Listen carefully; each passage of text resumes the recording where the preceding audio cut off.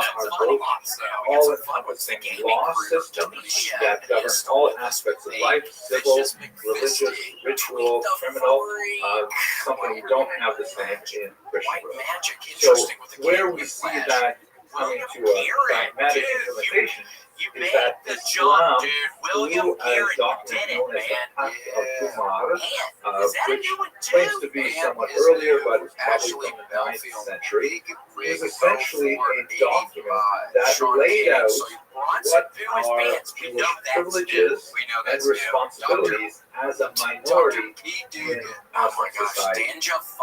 Jews were to be the status of dhimmi, meaning a protected people, which also means essentially a second Yes. class Why people is because why they did not have the same Why rights you as like Muslims. Slugworth? And they suffered a list of disabilities, Oh, nice. which were mainly symbolic in nature, like not bearing arms, not riding horses, things like that, riding donkeys instead, sometimes assigned colors, the idea of the Jewish badge actually originated in Muslim culture. And sometimes there were economic penalties as well. Jews could not build new synagogues, but they could repair old ones and so on. And on the one hand, for a 21st century approach, this is obviously intolerable. It's a second-class status, it's discriminatory, but within a medieval culture, it was actually something that the Jews valued because it represented order. And as a tiny minority, often in a very hostile cultural environment, the Jews need to know that whatever the laws are, even if they are loudly discriminatory, as long as they are enforced, then they are safe. They know they can rely on the government to enforce the rules of the Torah. No one is allowed to run rampage, there's no pogroms, things like that. Those are the kinds of things that Jews are especially concerned about. We can speak more about this if you like in the question session, but one of the great high points of the Muslim-Jewish coexistence, which can be somewhat exaggerated. There were definitely moments of persecution. There was definitely punctuations of violence. There were even some forced conversions, something like the Inquisition and a few expulsions as well. But compared to Christian Europe, it's far, far better place to live in general. We're talking about massive places all the way from Spain to Afghanistan. But the high point is sometimes called la convivencia, which means literally the coexistence, which is a period of about 100 or 200 years in medieval Spain, where Jews reached phenomenal in their activities and they granted tremendous privileges and exercised significant power. One case in point, even Navarella, a Jewish man, served as the general of the Muslim army of Granada for 16 years. A practicing Jew, a learned Jew, actually serving as a Muslim general. That simply doesn't happen anymore. So that takes us basically up to the eve of modernity, which is where contracts will have one more. I should mention, by the way, that this chapter of the law is kind of an ideal Jews living as a protected minority. That's kind of like what you hear in the rhetoric today in some of the protests that, if Israel were to disappear from the map, then the Jews who live there would be accepted as dhimmi, and this is kind of like an ISIS model for a modern caliphate and how Jews would fit into it. Not sure how comfortable it would be. There are several Muslim empires, three in particular, that vie for power over the next millennia. The one that's most important to us is the Ottoman Empire that lasted for 700 years. And you can see here it encompasses the entire eastern Mediterranean, much of the area of the Byzantine Empire. And one of the things that's especially noteworthy in terms of the history of the Jews and their conflict with the other people living there is that it was under the Ottomans that there was a huge influx of Jewish refugees from the Spanish expulsion of 1492 and also later the Portuguese migration that brought many Jews in particular to the region of Sfax in northern Israel, where a concentration of the post-exile Jews, which in many ways were kind of like the post-Holocaust generation, first and second generation, people who either remember themselves or remember their parents having come out of Spain after living there with such success for hundreds of years. And they established a phenomenal center of mystical activity. This is where the Holy Ramak, the great Alphabets live, and the great Arizal came out from Egypt actually to join the Jews living in Sfax at the time. So it's one of the high points of Jewish civilization over the period that it was controlled by the Muslims. And now we are at the eve of modernity, and this is where the story gets much more complicated. much more relevant to us today. We go to, let's say, the year 1850. Now, it's still the Ottoman Empire. The population at that time has just a tiny number of Jews. About 4% of the population is Jewish. Muslims and Jews make up about 88%. This is not a precise number because we don't have very good statistics. It's based only on those who are Ottoman subjects as opposed to people who have transitory status there. But nevertheless, it gives you a sense that there's just a tiny sliver of Jews overall demographic climate. But then in the 1880s, that begins to shift with a movement called Judaism. It originates in the region of Odessa in particular, in modern-day Ukraine. These are a group of Jews who begin to view the possibility of returning to the land of Israel in order to settle there, which for much of the diaspora's history was considered a very meritorious act. Sometimes people would go there to be buried. Sometimes people would go there because they were exiled, like Nachmanides, for example. You have travelers who will make their way there. But you don't have a few minor exceptions, like a group of about 300 Jews from the region of France in the time of Tolstoy. You don't have very many large organized groups of Jews heading down there. Another major Ashkenaz movement in the 1700s. But it really gets serious in the 1880s when Ilu, influenced by many of the other national movements that are growing at the time, begin to say, wait a minute, why don't we go there? Why don't we resurrect it? Why don't we begin farming it? And with the backing of some wealthy Jews like the Baron de Rothschild'S, they actually begin to set up some of these farming communities in the land of Israel, and elsewhere, with varying degrees of success. But at this point, the immigration of Jews who are now, after 2,000 years of exile, are beginning to trickle back. It's not making a huge demographic dent. It would change significantly. However, if you look at this graph, this shows the relative proportions of Muslims, Jews, Christians, and others in the land of Israel in the first half of the 20th century. As you can see, Jews remain a minority, but a significantly increasing minority over this period of time. And Muslims also increase. This is because, just like we have in the 7th century, a major influx of Arabs to the region with the growth of Islam, with the improved economics occurring in the first half of the 20th century, as large part due to the presence of the British and of Jewish finance coming into the region to build up the area. You have a employment possibilities. There's a significant number of Arabs and Muslims from around the region moving into the region. This complicates the story as well, as we shall see. But this is the era when, just to give you another example of how the term Palestine has been so transvalued, this is a Jewish National Fund poster saying, hey, help him. Obviously a Jewish farmer, because he has written the same thing in Yiddish underneath. Help him build Palestine. This was the kind of heroic era of early settlers of the land of Israel, thinking that they would be able to enter the land without it would not turn 30 minutes. So now let's move to the history of Zionism in Israel, and then I'm going to take a step back and look at Palestinian nationalism, which also fits in chronologically. I'd like to begin with an example of another Jewish national fund. Poster, which has kind of like that heroic, muscular look to it, of this idea of a nation reborn, different kind of Jew, coming to the land, rolling up his sleeves, muscular, and farming the land.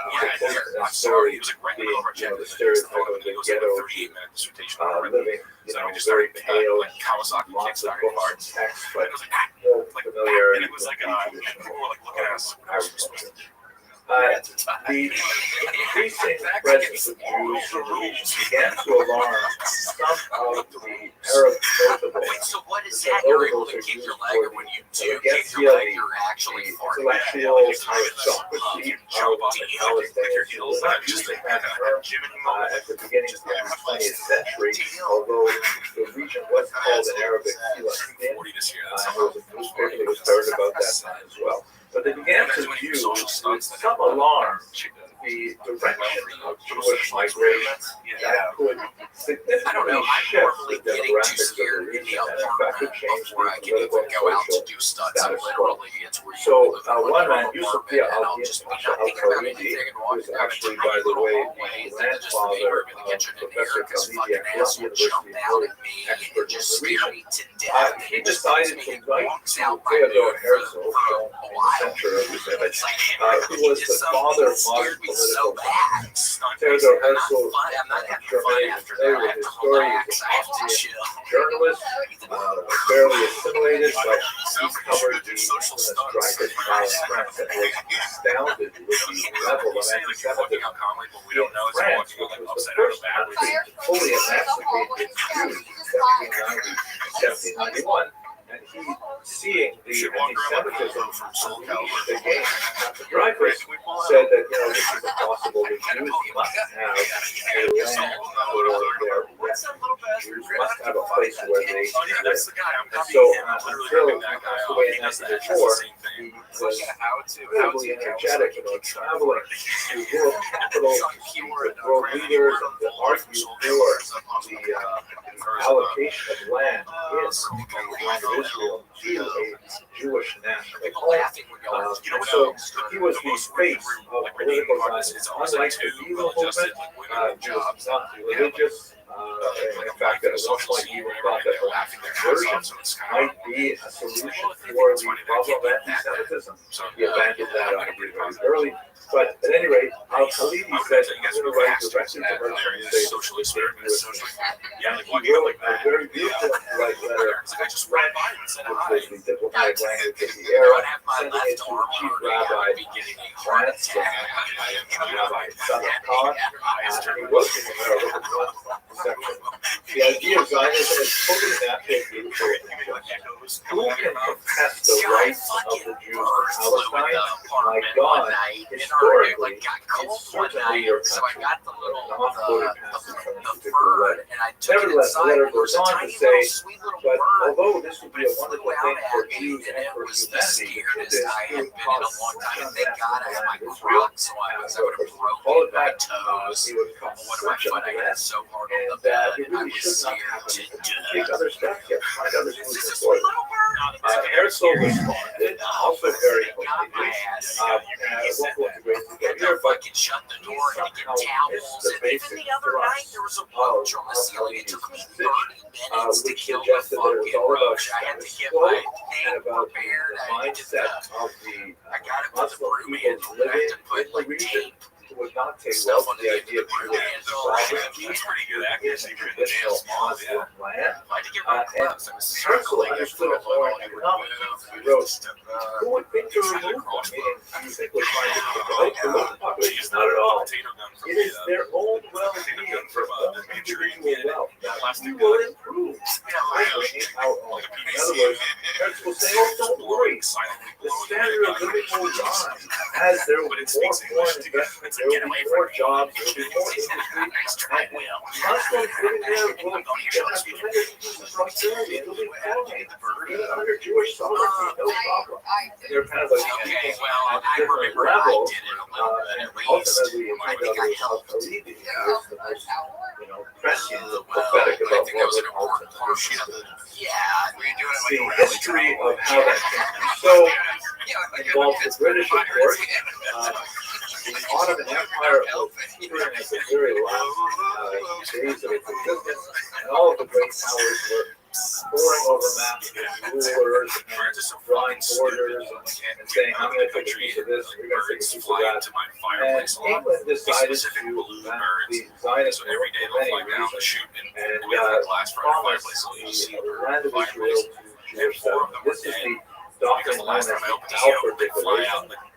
Named for Lord Balfour,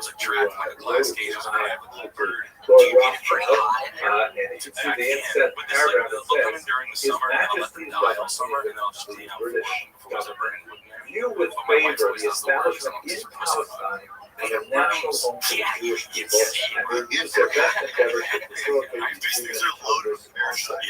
At this point, Jews were just wild with that, and finally, it's going to come to pass the 2,000-year-old exile will end. But they didn't read the next part of the paragraph, which says, it being clearly understood that nothing shall be done which may prejudice the civil and religious rights of existing non-Jewish communities.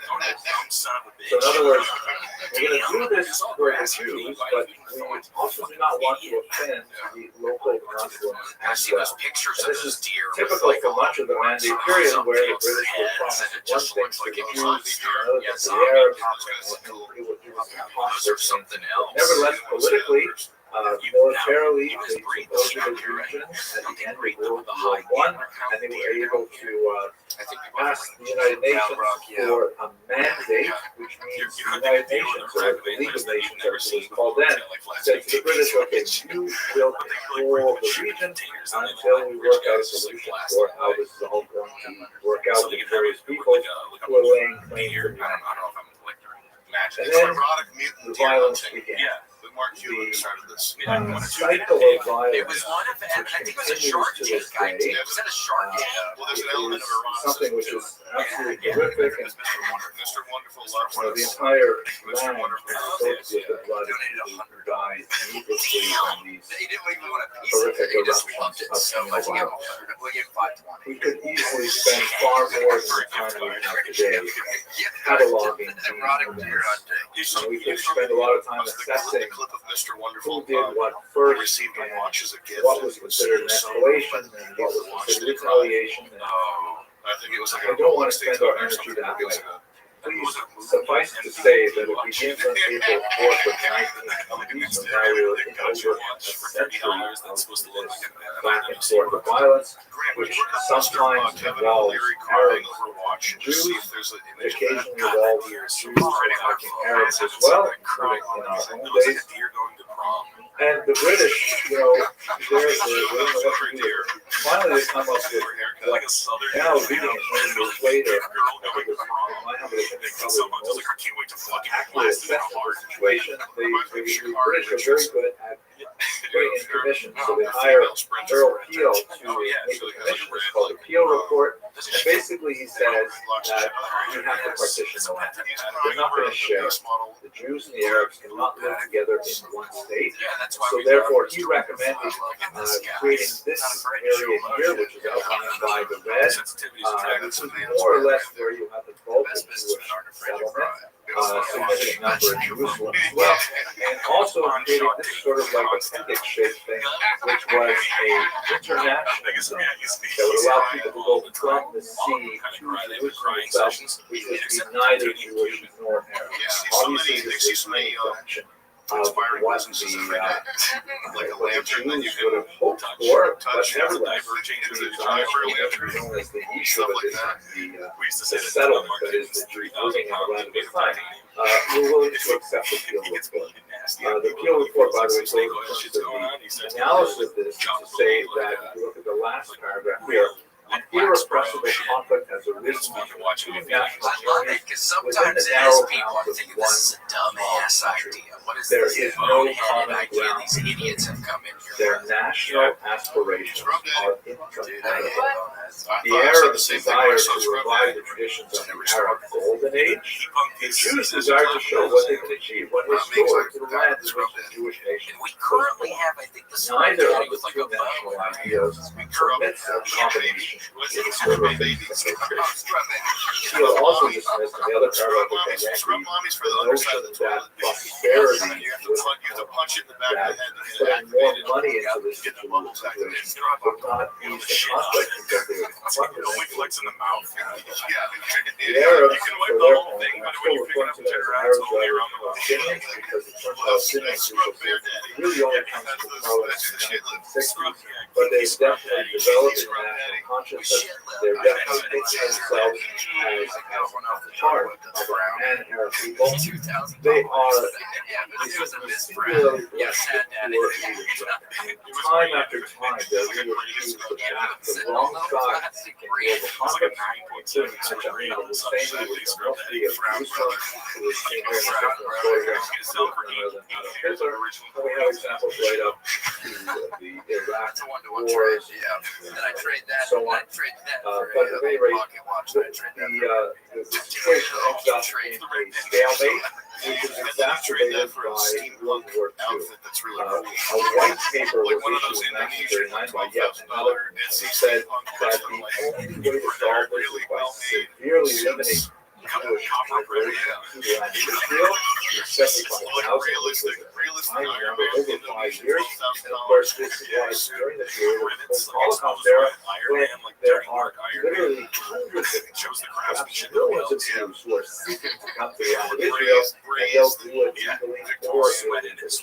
Ultimately, there's a tremendous amount of conflict, three-way conflict between the Arabs, the Jews, and the British. And ultimately, the British say, okay, that's it. And the same thing, by the way, in India, they left it exactly, very abruptly in 1947 as well.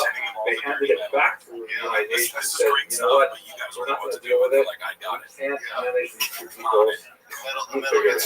The United Nations sat down and they worked out Resolution 181, which created this stage based on 7 segments.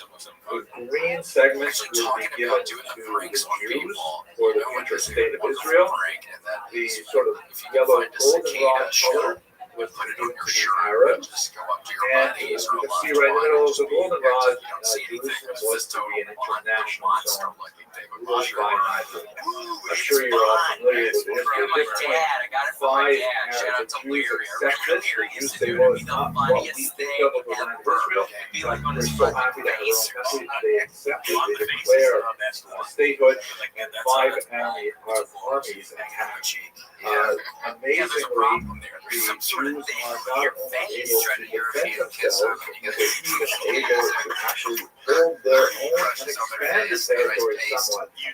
Although they're not able to take all Jerusalem, the Jewish border remains on the Jordanian side of the border. But this is basically what the state of Israel, now state because they established the state in 1948, the state of Israel has these boundaries in 1948. There have been some fascinating analyses of these battles. It is rather amazing how the Jews were able to hold their own at this time. They severely outnumbered. But some have characterized it saying it's not really David against Goliath, and maybe David against many Davids. Because the Arab armies were poorly coordinated with one another, and they didn't have, well, there's a lot more to say about this, but I don't want to miss some of the wrong material. So let's move on. The crucial aspect of this history for our purposes, since we're really focused on one aspect of this history, is the so-called Nakba, or catastrophe. It's a term used by Palestinians to refer to the displacement of some 750,000 Arabs from their homes in the former land of Israel. And this is where you have a tremendous amount of historiographic controversy.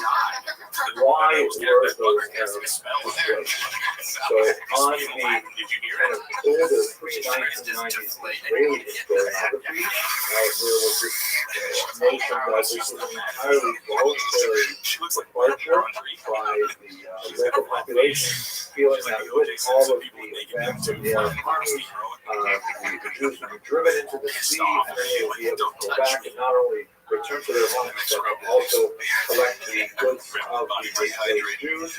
On the other hand, the Arab historiography emphasizes the violent displacement as a result of attacks on villages, and the truth, as is often the case in historical analysis, lies somewhere between those two extremes. We know of some examples of violence directed against Arab civilians. The village of Deir Yassin, of course, is infamous.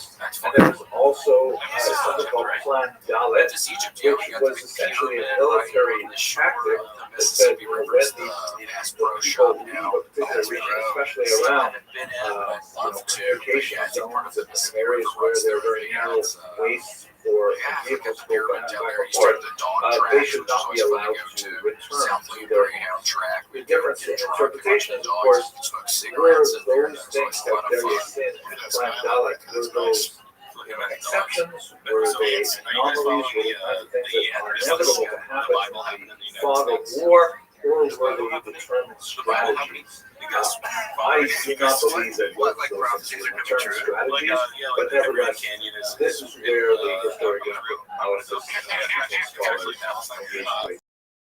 At the end of the day, however, three quarters forced out of their home. Personally, as a father and grandfather, if there was a war happening in my region, I would consider it prudent to simply pick up and leave. That would make me a refugee, but would also make me something of I consciously chose to find it.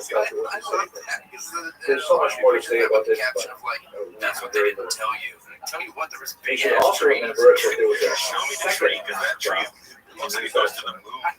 a displacement of ironically about the same number of Jews That's what I asked. Arab Like, show me a that tree would take that place comes from that trunk. Like, coming years scale-wise, all as the way. Jews It looks like it experienced was like tremendous degrees of anti-Semitism that in doesn't make countries sense. where Look many at of the them tire have had a lived car for on it. hundreds, even thousands of years. Sideways. So this is something we'll have to explore a There used little to be bit a more 1,000-foot next tree, week. but we fucking But took care of it. let us now go to Palestinian nationalism, because here is when the Palestinians begin to get organized. Their leader, without doubt, is Yasser Arafat, who was the head My dad was of the carjacked. Palestine Liberation Very scary. Organization. Really? And in the early Oh my gosh, 1960s, this past Christmas here, he realizes that automatic without a gunfire on single Christmas Eve, were you hearing that? I voice, got legitimately the scared. descendants of the refugees would simply not be able to return to their homes. This is especially the case after the Six-Day War, which is a hugely important development in military history of Israel. This, and by the way, with this short period of time, I'm not going to go through all of the wars that Israel and her neighbors fought over the course of the last 75 years, but I will focus on this one in particular because it has lasted today. On the left, you see what Israel looked like after 1949, after the armistice. Not a peace treaty, but an armistice, a ceasefire. And on the right, you see what happened after the literal Six-Day War. For 6 days, Israel was threatened by troops from Egypt and Syria in particular, and elected to launch a preemptive strike before they could build things over the border. Nasser in Egypt had ordered the United Nations to remove their peacekeeping forces, and that was a signal to Israel that Egypt definitely intended to attack, so therefore using the largely superior air power, the Israelis will destroy the enemy forces on the ground and take advantage of air superiority to not only defend themselves, but to rapidly advance the borders significantly. And what did they do with these days? Well, the feeling was at the time that, wow, now that they've conquered such big chunks of territory, the Arab nations would say, well, this is futile, Israel is here to stay, and they would pick up the phone and they would follow, and they would say, okay, let's go back to the 1949 boundaries, and go on the peace treaty. Those phone calls did not come for over a decade. It's a little over a decade, but they did get one from Egypt, as we shall see. So what, in the meantime, Israel decided to do with the territory is as follows. They annexed the Golan Heights and East Jerusalem. That is, the Golan Heights in the north, which highlights the military advantage because it overlooks Damascus, or if you're standing there, you can turn around and overlook the Galilee region. So they decided to simply take that sparsely populated and so on. Jerusalem, because of its incredible spiritual and historical significance with the Jewish people, was annexed. They said, this is our capital forever. They reunited the city, which had been divided in 1948. But these regions, the Sinai Desert, and especially the West Bank, they occupied. And this is where we get this term apartheid, which, although it has some offensive connotations, especially associated with South Africa, and there we have to take that term seriously, because in the West Bank in particular, and also in the Gaza Strip, which was that tiny piece that extends from the Sinai, there were well over 1 million Arabs, Palestinians. And if the regions were to be annexed, made part of Israel proper and forever by right of conquest, then those people would have to be given citizenship. there are approximately 20% of Israel's population of the 1949 boundary are not Jewish. There are Arabs, a little over 1 million Arabs living in Israel with full rights as citizens. Yes, that's And mine. they should Mike Anderson. not extend those same rights Is that that's alcoholics? No, that's a national picture, and it's a TRD sticker. That's a Racing Development sponsor us on. It's a Did we lose the thing for a second? No. Okay. I completely coughed a little bit. If the Israelis were to extend citizenship to the Arabs living in the West Bank of Gaza, that would seriously reduce the Jewish majority and imperil its future because of the very high birth rate of Arabs in these regions. And let us not forget that there's something really crucial about Israel. It tries to do two things at once. It's very difficult to do both of them. On the one hand, as for Herzl, we saw earlier, Israel needs to be a Jewish state. It has to be a refuge for Jews who anti-Semitism. It has to have a Jewish character, Jewish calendar. It has to have that Jewish element to it. Otherwise, what's the point? It could be anywhere. It could be America, Canada, and secondly, it wants so desperately to be a democratic state. It is fundamentally founded on Western democratic values, which means one person with one vote. It is impossible to extend citizenship to these people and keep the state Jewish.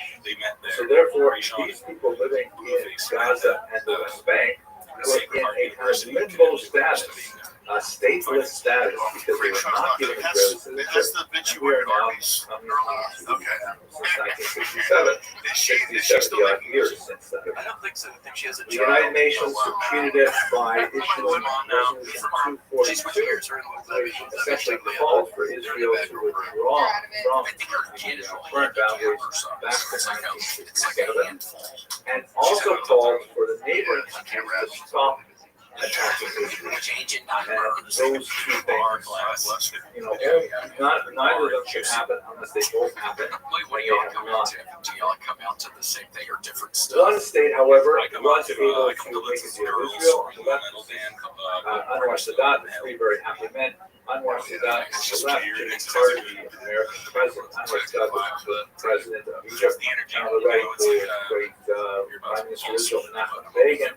Anwar Sadat, after another war with Israel in 1973, he calls up Menachem Begin and says, maybe we can renegotiate the sign. And Begin, although he was remarkably hawkish in most of his policies, he agreed to the idea, and they signed a peace treaty between Egypt and Israel that is not a warm relationship, and nevertheless has maintained itself through the present debate. And in exchange, Sadat received all of the Sinai Peninsula, with one exception. He did not want to take over the Gaza Strip. The Gaza Strip, highly populated, he said, you can deal with that headache, but he took back the Sinai. For his troubles, he was later assassinated by the Muslim Brotherhood in public event. The Muslim Brotherhood is the parent organization of Hamas. A new and significant surge of terrorism followed. The Palestinians felt that they were largely sidelined, and under Yasser Arafat's leadership, they strove to gain attention on the world stage by launching some very public attacks on Jews all around the world. In some cases, airplane hijacking was common. There's also the attack in 1972 on athletes at the Olympics, the horrific attack at Israel and so on.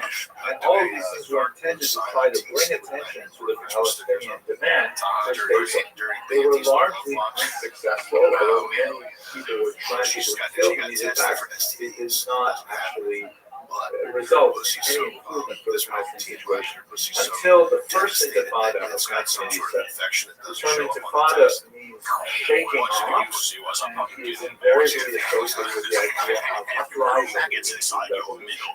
In 1987, we had beginning of a movement which was not associated so much with Yasser Arafat, but with the Palestinians living in the West Bank in particular. And they were exceptionally good at capturing the mood of the world and conveying it through this iconic photograph of a young boy throwing a rock at a heavily armored Israeli tank gives the idea of how David Goliath picture has been turned upside down. In order to deal with this first intifada, which was largely civil disobedience and lower key violence. The Israelis imposed all kinds of things like checkpoints where the huge number of Palestinians who were in the land of Israel had to go through security before they could cross the border between the West Bank and Israel proper. Very humiliating, time-consuming, and so on. And also at the same time, we have to grow significant numbers of settlers. Because, and I know this is no surprise for most of the people on this call. By the way, I can see from the clock that to conclude this properly, I will need to go over time very slightly. I will stay for questions, and I apologize for the extent that I want to explain this properly within such a complicated time. We should recall, of course, that Israel is a very rigorous, vigorous democracy with a wide range of political viewpoints. There are those Jews who were waiting for the phone call to be able to trade land for peace as the argument went, just like they did in Egypt and the Sinai. They were willing to work with Jordan to give them the West Bank. But at the same time, there are many Israelis who said, no, it's not going to happen. We should simply demonstrate facts on the ground and establish settlements in these territories to keep them for Israeli sovereignty. And despite the challenge of the large Arab migration flow. So you can see here, a very significant number of Israeli settlements are established, and the degree to which these are tolerated or not tolerated is very much related to the government of the country and the leadership that is in this obviously would be a challenge for the so-called two-state solution, which was essentially what the Americans had largely super fast. A major turning point happened after the fall of the Soviet Union, which was the principal backer of the Palestine Liberation Organization. And so this Rabbi, the Israeli man shown here on the left, reaches out to Yasser Arafat, the known terrorist leader, but nevertheless he felt that if he did not make peace with one enemy, he would later have to make peace with 1,000 enemies, because Arafat's organization was definitely on the decline, and Rabbi felt that he would be best at this point to make peace with them, while President Bill Clinton, of course, was overjoyed to participate in the signing of the accords, and for his efforts, just like Anwar Sadat before him, Yitzhak Rabin was assassinated, this time by a Jewish extremist who felt betrayed by Rabin's agreement to possibly seize territory for the Palestinians in exchange for peace. The plan that they worked out in the city of Oslo, and this is called the Oslo Accord, was essentially to take the two territories which were occupied in 1967 and to give them to a Palestinian army or Palestinian authority, with the notion that with confidence-building gestures, they would be able to develop eventually into a state. And Israel would cede that land to that state. So they created this kind of confusing map which shows the West Bank and Gaza divided into various areas. You see the person realized that we didn't spell Israel right, sorry about that. These areas would have different levels of authority in the region. In some places would take care of municipal things like trash collection and water. Other places they would take care of security, but the idea was to communicate with Israelis to prevent terrorism. Gaza was a somewhat different story. It was actually simply abandoned in 2005 by Israel. But while Palestinians may look at this map and say, the territory is a tiny, tiny fraction of what they had before, Israelis often look at this map and say, these are the Arab League countries There's so much territory there.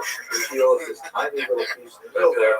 There certainly must be room for Arabs who wish to live in the Muslim land. Everyone's trying to talk you out of it. Maybe we'll talk more about that. Please don't confess it. Things change even more dramatically. Oslo Accords, which characterized much of the efforts of the 1990s, they come to a halt supposed to do some specific thing. 2000 And he's like, I with the saw beginning of the second 195 intifada. for the Whereas the diagnostic first fee. intifada was I was largely like, okay, well, can you do this? less violent, Radiator. the second intifada was horrifically violent, Refrigerant. with more than Nope, don't have time. 135 Don't have refrigerant suicide in my truck. bombs in So very it's just public like, places, I schools, don't know what fast Eddie restaurants, reminded and me of buses in particular. So And it okay, was well, absolutely I'm intolerable. not This paying. particular image, taken during the second goes, intifada, refers and to I had a like, point where it was a some little dude, Israelis and it was the wandered back by alley, the unrated accident spot, which into is the wrong one part exit of the West I was Bank, walking off and the they were exit, which seized and not literally intentionally. and He was like, torn apart kind with of people's looked me bare up a hands. little bit He was to get first out, raising but his hands trying to weasel his stained way with past me. blood, and this has I ironically was become ready to move a for it, but I symbol moved slow. for I'm not gonna contemporary turn out of the way, protesters it's as a well. drive-through, So so I was this just like, occurred just over to the last side. He week. thought I was trying to box him in. And he goes, The Israelis I know better attempted than you know. to deal with this by building a massive And it's and like when he said that, security it's like one barrier, of as they those call it, specific things a where if someone concrete says barrier in some if places that I said aims like to if you hold said back something like any hey fuck you incursions from the asshole, West Bank into you Israel, could just be and on a also bad relied day. very Yeah. heavily But on if I was technology through the it use makes you of something the specific Iron where it's like, Dome what are you, to 6'2"? hold back rocket attacks that continue to rain upon them, 6'1". especially from Gaza. Like it's there's something you can This tell led something them like to there's some something sort of of child a abuse or state something of happened to him in a high false school where sense it's of like security that fire. would be He's got broken fire behind in those eyes. 6'2". 2003 He said, I know I'm better than you know. And I was like, I And knew here not we're to now mess with already him for, in no, I was like, I didn't contemporary say history, anything else. so I can He wasn't certainly new. truncate to a You know, certain and degree that's because a we New will England pick local. this up next week. It's going to be crucial. Gaza, of course, under Jewish control from 1967 and the Six-Day War, but only sparsely populated by Jews in a few settlements, about 5,000 living among about 1.5 million Palestinians who were increasingly rested.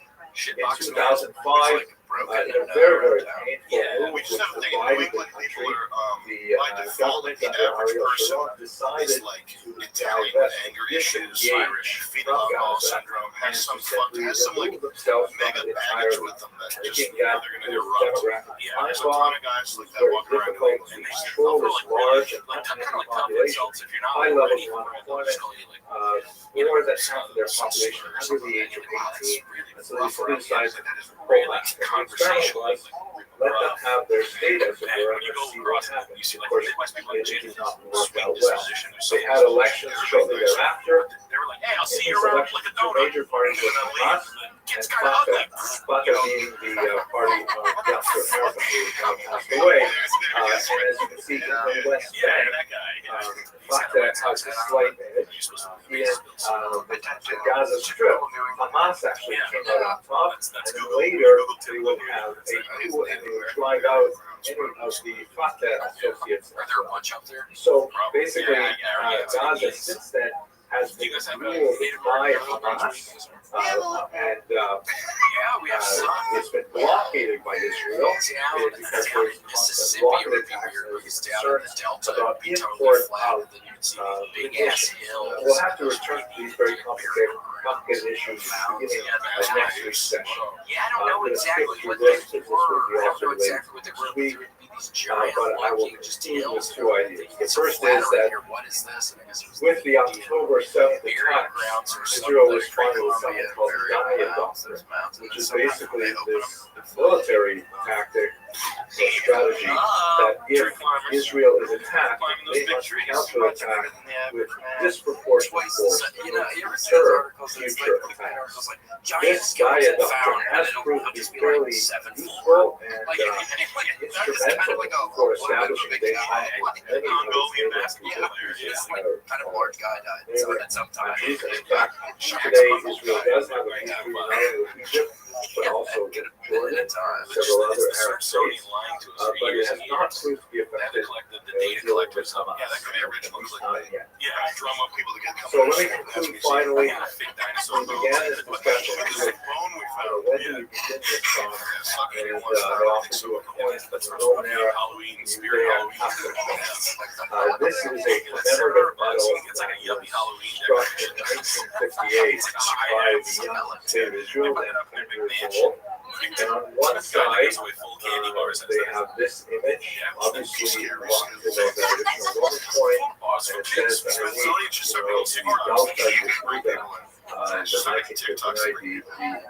Israel is exiled. Israel is exiled, and it's a reference to the original exile. But then on the converse, you realize they're made of plastic. There's receipts. it says, The ghosts cook their Israel whole into their cars and leave.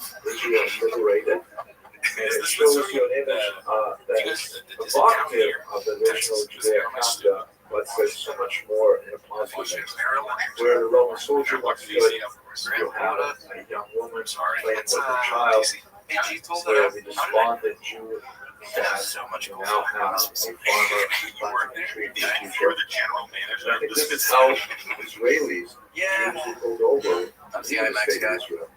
Not as warlike engaged conflict, but rather a country that was Seals with their tails. prosperity. I have a pretty good order on Pokemon right now. That's one of them. I have on the With free, that, on the I want to Emerald thank you very much for version, your you can indulgence. hand another Pokemon and things, so they're getting the same XP as your current Pokemon you're fucking with. Yeah. So you can be powering up another one. Oh my gosh, it's so much. What's the organ? Do you give them fun? Well, a lot of them, my chicken-looking one is Chicky, my ghost-looking one is Ghosty, You see the pattern? yeah, it's Pokemon-y, my tree-looking one is Branchy. Keep it toddler style. E is the best suffix. Yeah, every now and again I'll look, I'll do, is this an E, is this an IE, is this an EY, how do I spell this? I have to figure that one out. I5Es. That's what you're into. You've fallen into the I'm talking to everybody. I'll answer it that way. Pokemon was a sick game. It is really good. Isn't that the one you walk around, or is that Pokemon Go? No, I'm not walking around, but I am having to look up the shit on Google and on YouTube. I'm having to look up a couple things because it traps my ass. I'm like, are you a fucking idiot, William? Why can't you get that? Isn't this like a kid's game kind of? But I cannot figure out. I have to look up. These kids. Yeah. I know. They're probably smarter. You can see how a 12-year-old blue belt intellectually. Like he's not. I've also been playing for 3 weeks. Yeah. Dude, sometimes I would do stuff in Pokemon, like a little social experiment where I would just, I would like, you could walk, you have autonomy, and I would just walk and I would just stand by the water for a while. And I would just like do it for 10 minutes and just stare at it. Like, we're both staring like in Ferris Bueller where he's staring at the painting. Not in Pokemon Go, in Pokemon, like the role-play game. Yeah, so I just move him like to a corner and just stand. You can see you would just actually role-play. You would play the game as intended. You would assume the role of. For sure. Is it live where people can walk up to you? No, down in gameplay. Yeah, you can't see your reflection. And I did it for maybe a couple seconds last night. I did look at my reflection for a second or two last night. Yeah, trying to get him to wake up. Certainly not the ability. What game are you playing? Because now you gifted them, but you're going to start playing games now. Yeah, I don't know. I haven't played games in a really long time. Maybe I'll follow in his footsteps. He's playing with some kids. Do you have a favorite game? No, I never had a console growing up, but I played a couple of the games. I used to play Madden, and I had this great player. My neighbor had an original Xbox, and his name was Gus Turner, and he was running back, and he was like 400 pounds. Damn, so fun. That is right. Yes. Madden is the least hated game that I think I've ever technology. I don't play video games with Madden, but the 400-pound running back is always fun. Oh, it's so funny. You can just jack them up. Oh, that's great. Yeah, I mean, I played for like a summer, but mostly I was just out there shooting BB guns, smoking cigarettes. Shooting cigarettes, eating BBs. Feeling myself copper pellets. It's just down in the forest. Gaining 100 pounds a summer because you're building copper. Just jingle jangle like you sell a bag of change. all the magnets are just shooting across the towards me. waves up and shit. Dr. Manhattan. Your car's like tuning in radios from like another dimension. Lord Labs, Lord Labs, Because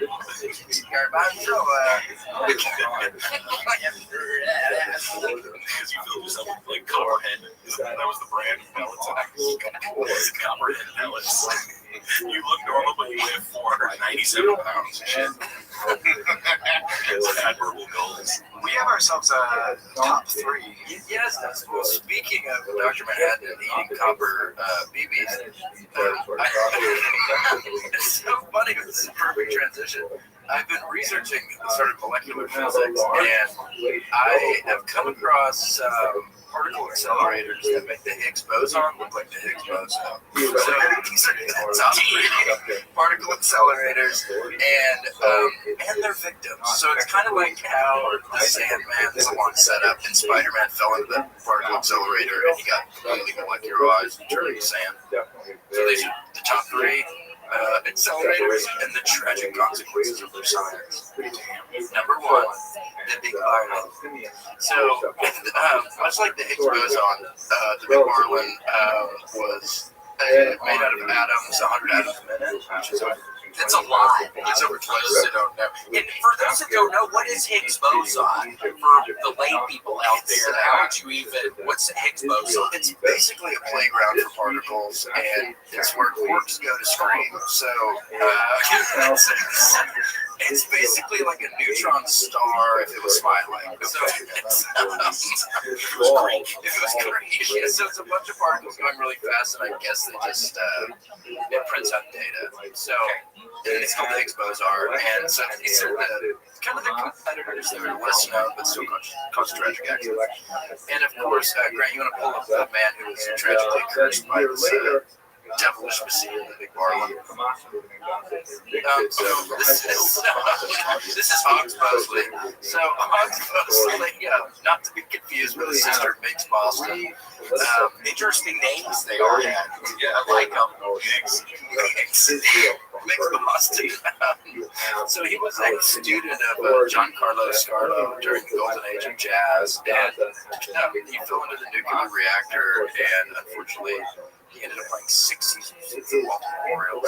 He died at the age of 12. So he was only 6 when he was picked up this age. He was Rookie of the Year. Rookie of the Year.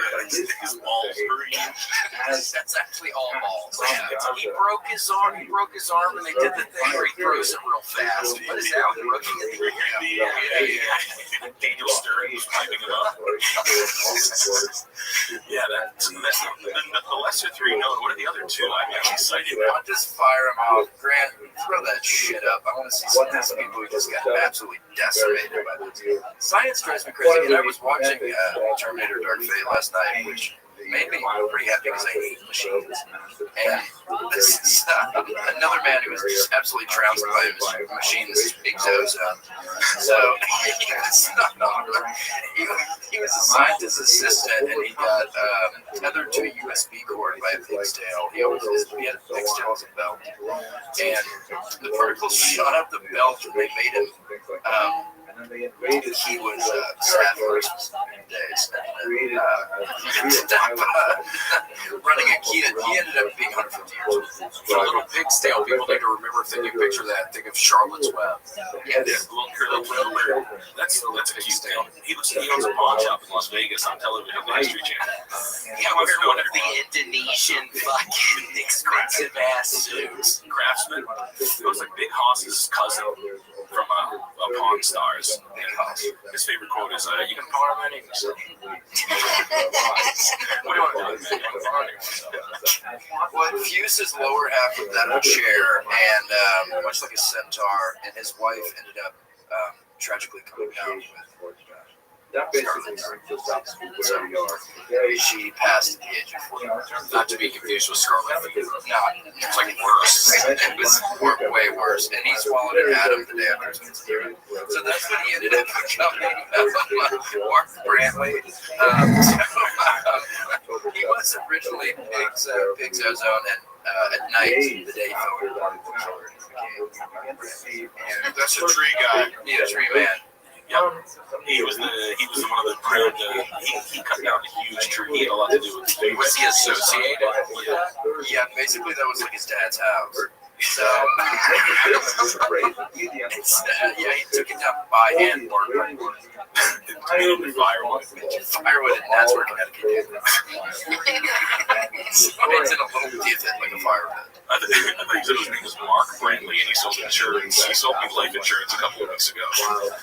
Mark Brantley's a very normal name, but he looks pretty well adjusted in his seating position. The guy looks like a pretty well adjusted guy, pretty good natured person. I think he was happy with it, especially after seeing his dad's home get destroyed. Yeah, would mess up anybody. Sure, but he made the best of it. Yeah, he ended up founding Takis Chips. So pretty cool. We're getting rags to riches. What was once a big Zozo. Those are popular. Takis sell. Yeah, they kill. I haven't had a ton of them, but I know they're popular. I see them all over the place. Yeah, I know. Takis. Are they spicy? If you find somebody that wants Takis, they're gonna not stop talking about it until they get them. Yeah, you have to be careful. Really? Yeah. They gotta have it. And finally, last but not least, this is a Charlotte Snake. This is Charlotte Garlow, and she was the founder of the Coca-Cola 500, and she ended up actually. She was that in Florida? Yeah, it was in Palm Gardens. Yeah, it was in the Villages. It was and she stayed up away at night, and she was trying to find a clean energy source, and she made it under the track, and she turned the lights out just downstairs and fell in, and it was the Charles Schwab Memorial Rocking Accelerator. And she actually ended up becoming CEO of Rockefeller Records. Yeah, fancy woman. That's the same one. That's her after the accident. It made her kind of beautiful. Made her Lebanese. She started out waspy. She's a sapphire. That's how Middle Eastern people are made. Is from a part of English. Accelerator. Yeah. The third best, probably. Was that the third best or the second? That was the first one was the best one. That's Big Harlan. And then Big Zozo, and naturally Charlotte Garlow. Charles Schwab Memorial Rocking Chair. Have you ever heard of Ouchie? Greg, can you look up Ouchie? O-U space C-H-I? It's the guy that suffered the most painful death of all time. His name is Ouchie. All of us. This is some Smithsonian lore, isn't it? It's Smithsonian shit. Yeah, they're like, oh yeah, we'll make funny names for people who, like, the guy who burned in the biggest fire, his name was like, Bernie. Yeah, Bernie. Yeah, building flames. Bernie Flavor. Hot Steve.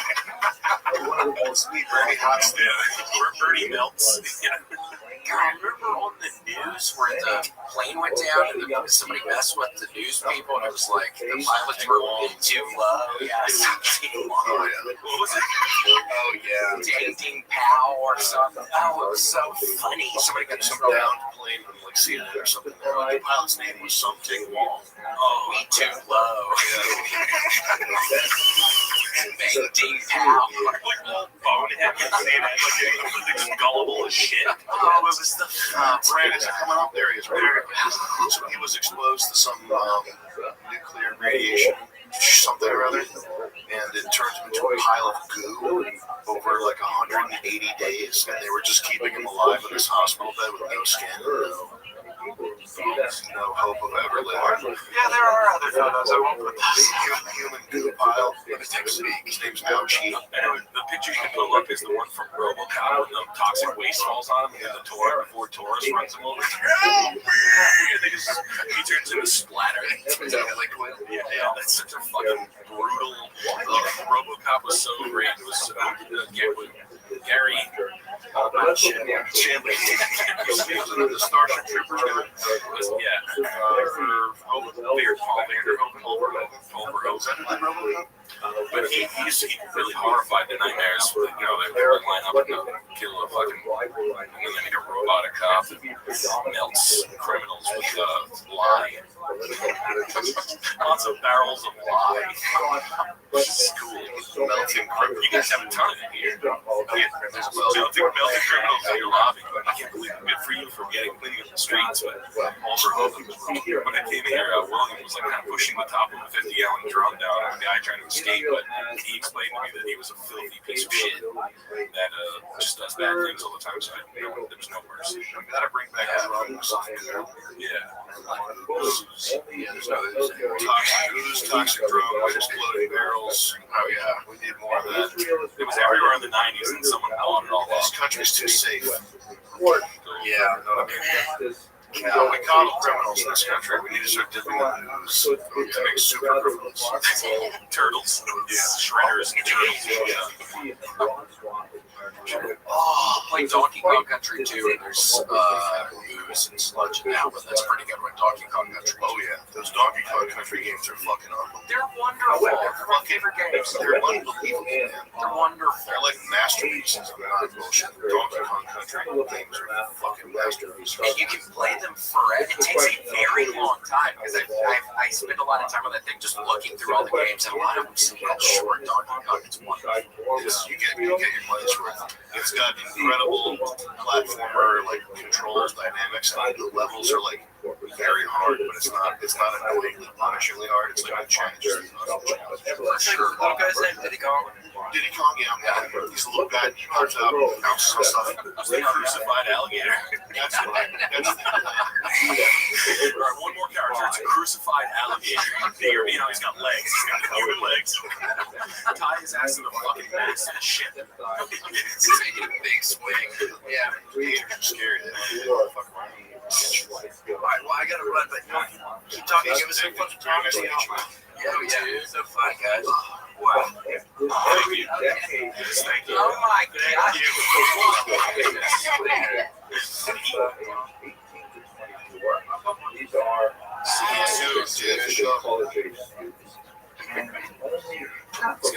He's gonna go buy a car.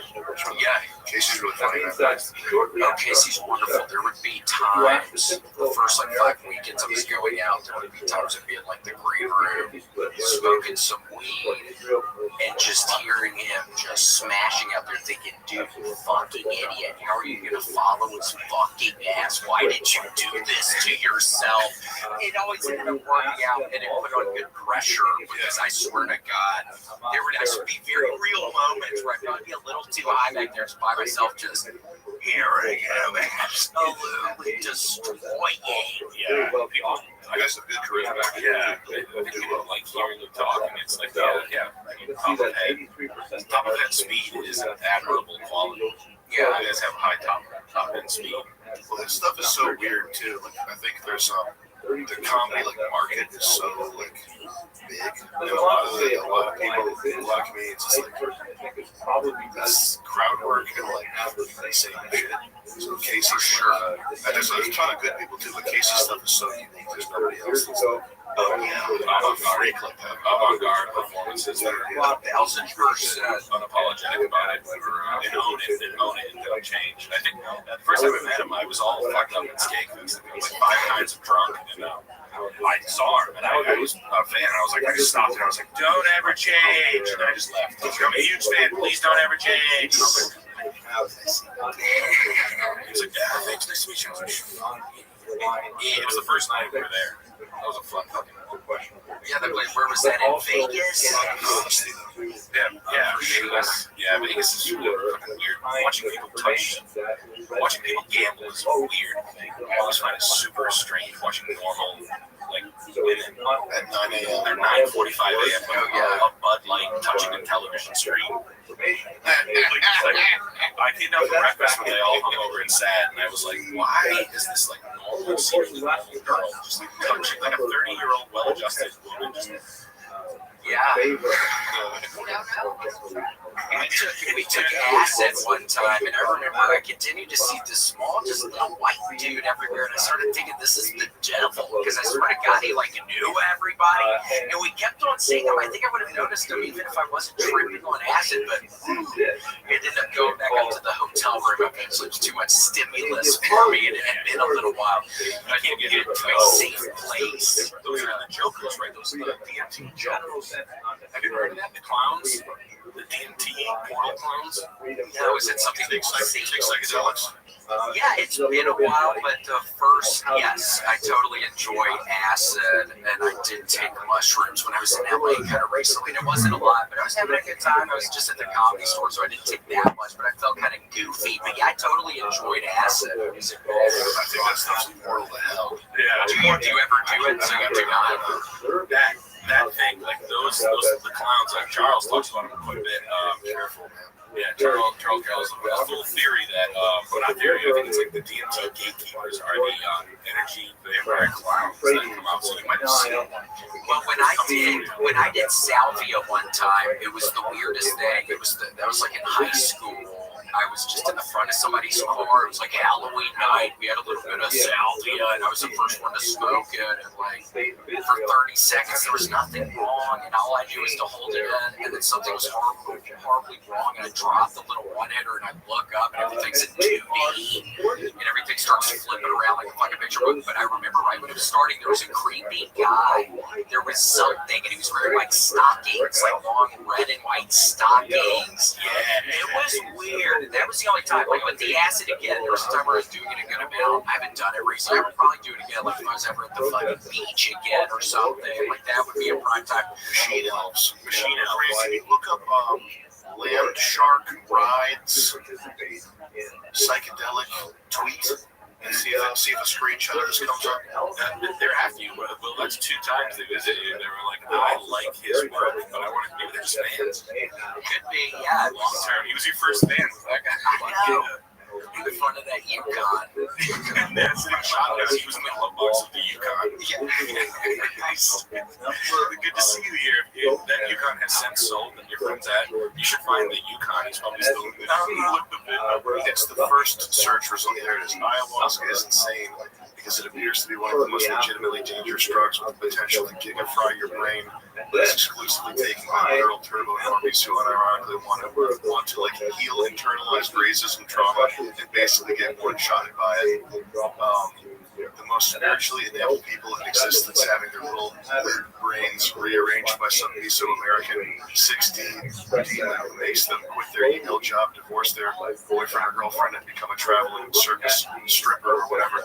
Look up Tiago Forte. This just happened to him. Really? This just happened to one of these NPC brainlet dudes that he's talking about. There's this guy Tiago Forte, who is, first of all, fucking ugly. Now, let me tell you something. If you give people the benefit of the doubt when you're arguing with them, you try to like listen to what people are saying. Yeah. Let me tell you something. If you look at somebody, I'm telling you this.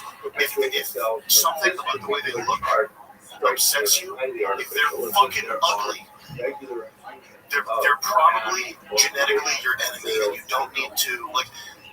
This whole thing about we gotta argue in good faith, be rational, give people the benefit of the doubt. That's fine when you're amongst family, friends, people you trust, whatever. But there's long term that strategy doesn't work because out there in the world there are parasites who either knowingly or unknowingly will take advantage of that to fuck you over. Look how fucked this guy's head is. Was he a lawyer and now he's DMT? Way worse, brother.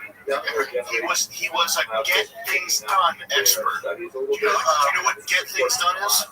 What is that? Just get out. Okay. You ever have a to-do list? Yeah, I feel like I've had. Did you ever make a to-do list that took you 1.5 years to put together and is like a fucking personal Wikipedia? Can you look up Notion template and then pull up like a complicated one that comes up with the image results? Notion template. So get things done. People are people out there are so lost. And if you look at social media or YouTube, or you just try to come up with your own idea about what you should be doing, sometimes it'll be like, I should do sales training. I should figure out how to sell. And there's like an army of like young men with adequate intelligence, testosterone. They have that youthful vivacity, energy, etc. Who are like going into sales and marketing training because they don't know. Because there's no like just battle you can fight. There's no like you're not gonna go out into agriculture or live like you're like physically supposed to, like a caveman or something. And so there are these men who are in like sales and marketing. But this get things done. Can you look up like right here, Daily Planner? This is hard to express just by looking at one image, but people get things done. It's a lifestyle that totally consumes people's lives. So do they end up getting anything done if they're No. just worried about There are podcasters and influencers who have. It is a huge thing. They've got millions of subscribers on YouTube that it's all dedicated to how to perfectly organize your life. Journaling, like 3 different journals. One's your quote book where you write down quotes from famous people that you admire. One's your day-to-day task book. And there are these huge systems. And if you want, I'm doing a bad. It's hard to express with speech and with one image. If you go to YouTube and you look up GTD or Get Things Done, skim through 2 videos, you'll get the gist of what I'm talking about. But this fucking mutant here, Tiago Forte, he's like the peak guy. He's one of the top Get Things Done guy. And he's got this thing called your second brain, and your second brain is where your car, your insurance, the title, the registration sticker, etc. You catalog every single piece of information in your Notion template. You catalog everything, your rent, your cat's name, the last vet appointment they went to, all this stuff. You organize it in your second brain, and what happens is you feel this sense of accomplishment because you're running on a hamster wheel of organization. Even though the real work of life, the real battle of like finding something of substance to do with your time, or actually building something that's out of the picture. It's all about getting something done. and he's making a bunch of money. He's making the money off this. Everybody has so much anxiety. Like, I don't know what to do. I don't know how to get a handle on my life. How am I going to pay rent? Even if you're paying rent, how am I going to establish myself as a person? Like, there's so much, rightfully so, there's so much anxiety, and this is like a way of displacing the anxiety that's just as damaging as drugs. I'd rather hear that someone I'm friends with is like, oh, we're drug user, going to get things done. Expert, this is fucking terrible. But this guy, Tiago Forte, his whole life is centered on get things done. He went and did a ayahuasca trip. Just can you look up Tiago Forte Twitter and find the tweet about him? Just wait till you read these. So essentially, Tiago Forte got into his little whistling machine. He got one shotted by ayahuasca. The same guy that was in the Yukon. One shotted meaning you go take this drug one time, you come back, you're possessed by a Brazilian demon. We did watch some documentary last night where all 6 of the 12 kids ended up with schizophrenia, and a couple of them it was because of drugs. It sounded like the drugs totally pushed them over the edge. Yeah, just creepy. Yeah, The craziest documentary I've ever seen was randomly. It was like horrible. It wasn't DMT, the spirit molecule one. This was like DMT, the spirit molecule 2, part 2. It was hell. It's kind of sad when you see people take recreational microdosing. I don't know, poo-poo microdosing. The 5 people I've seen, sentences will come out of their mouth. We've known people for 20 years where this is like a certain sense of sensibility where I've never seen people like, I need to lighten up on the trying microdosing. People like, oh, this is what I have a conversation with them. And they're like look at you in a way where like, oh fuck, you kind of like gone, like the kite, like the boat got let off the ropes. Yeah, you're drifting out to sea, sort of thing. And you're like, That's why. Oh yeah, you were already polyamorous for most things: books, songs, ideas, cities, apps, movies, etc. All I'm saying is maybe we should consider polyamory in one more category: people. This is what the Get Things Done guy is saying after his ayahuasca trip. He's done. The most damaging thing you can do have a polyamorous relationship is how he's promoting it because he's possessed by a demon. Yeah. You got one shot by a clown. I healed too much trauma, and now all my ambition is gone. All I have felt is happiness. Let's go, baby. You're done. Cook, Tiago. You ugly fuck. You fucked up. Game over, bitch. You should have been profiting off of these people. Delete your Twitter. Delete your Twitter. You're fucking done. Well, Sam and Nick, thank y'all so much for being on it. We gotta get out of here. And I did want to show. What do y'all want this for this is the Mercenaries, okay? Oh, yeah. Bring out the shirt made, okay? Well, that's yours. That's a live action photo of you from high school. Yeah, it's Casey too. One of them looks like Casey's the one they had on. That's awesome. They all have to share that shirt. Yeah, all the Mercenaries have to share it. No, we can't go yet. It's one more second. Okay, yeah. Mail it around. Mail it around to each mercenary. They can wear it today. And then keep sending it. They'll wear it for the rest of their lives. They can get a tattoo on them full life size. They do have to get a tattoo. Yeah, it's a $14,000 tattoo, but it's worth it. It looks so good. I know, it's really cool. If you don't have it, it'll just go over any that you already have, and it'll just look better. For sure. Yeah, that shirt did come out dope for the image section. I know. That's really good. How was that? Props to Grant. Big ups to Grant. Great did that. Big props. Nice job. Thank you. Cuddle puddles are actually quite powerful vehicles for inner healing. And he's on active on Twitter. He's still on Twitter. Cuddle puddles is what you say when you're trying to hook up with girls at a music festival. You sing the friends and stuff all the time. It's like, wow, that's great. It's like we're 40 and that's working. He's still doing this. He's still doing his list. He's got to make money somehow. Yeah, of course, he's going to fly. It'd be fun to see his list now. I was so weird. I wonder if his lists are all now. Chip walnut shells in Porsche. You take apart calculators and eat them. Here we go, brother. His first week coming back from his cool ayahuasca trip. I think I'm about to make the hardest pivot from knowledge management into sexuality as a source of personal empowerment. My most surprising discovery in personal development recently has been that the groin is literally the source of our personal power. The sacral chakra is the most fundamental driver of blah, blah, blah, clarity in our lives. Yeah. Right. Sacral chakra. Accessing those forces is therefore inherently a sexual/sensual act, and if we can't do it well, we're not in touch down there. Also, what stops you in sex is also stopping you everywhere else. If you don't know what you want at the most visceral level of physical sensation, good luck knowing it anywhere else.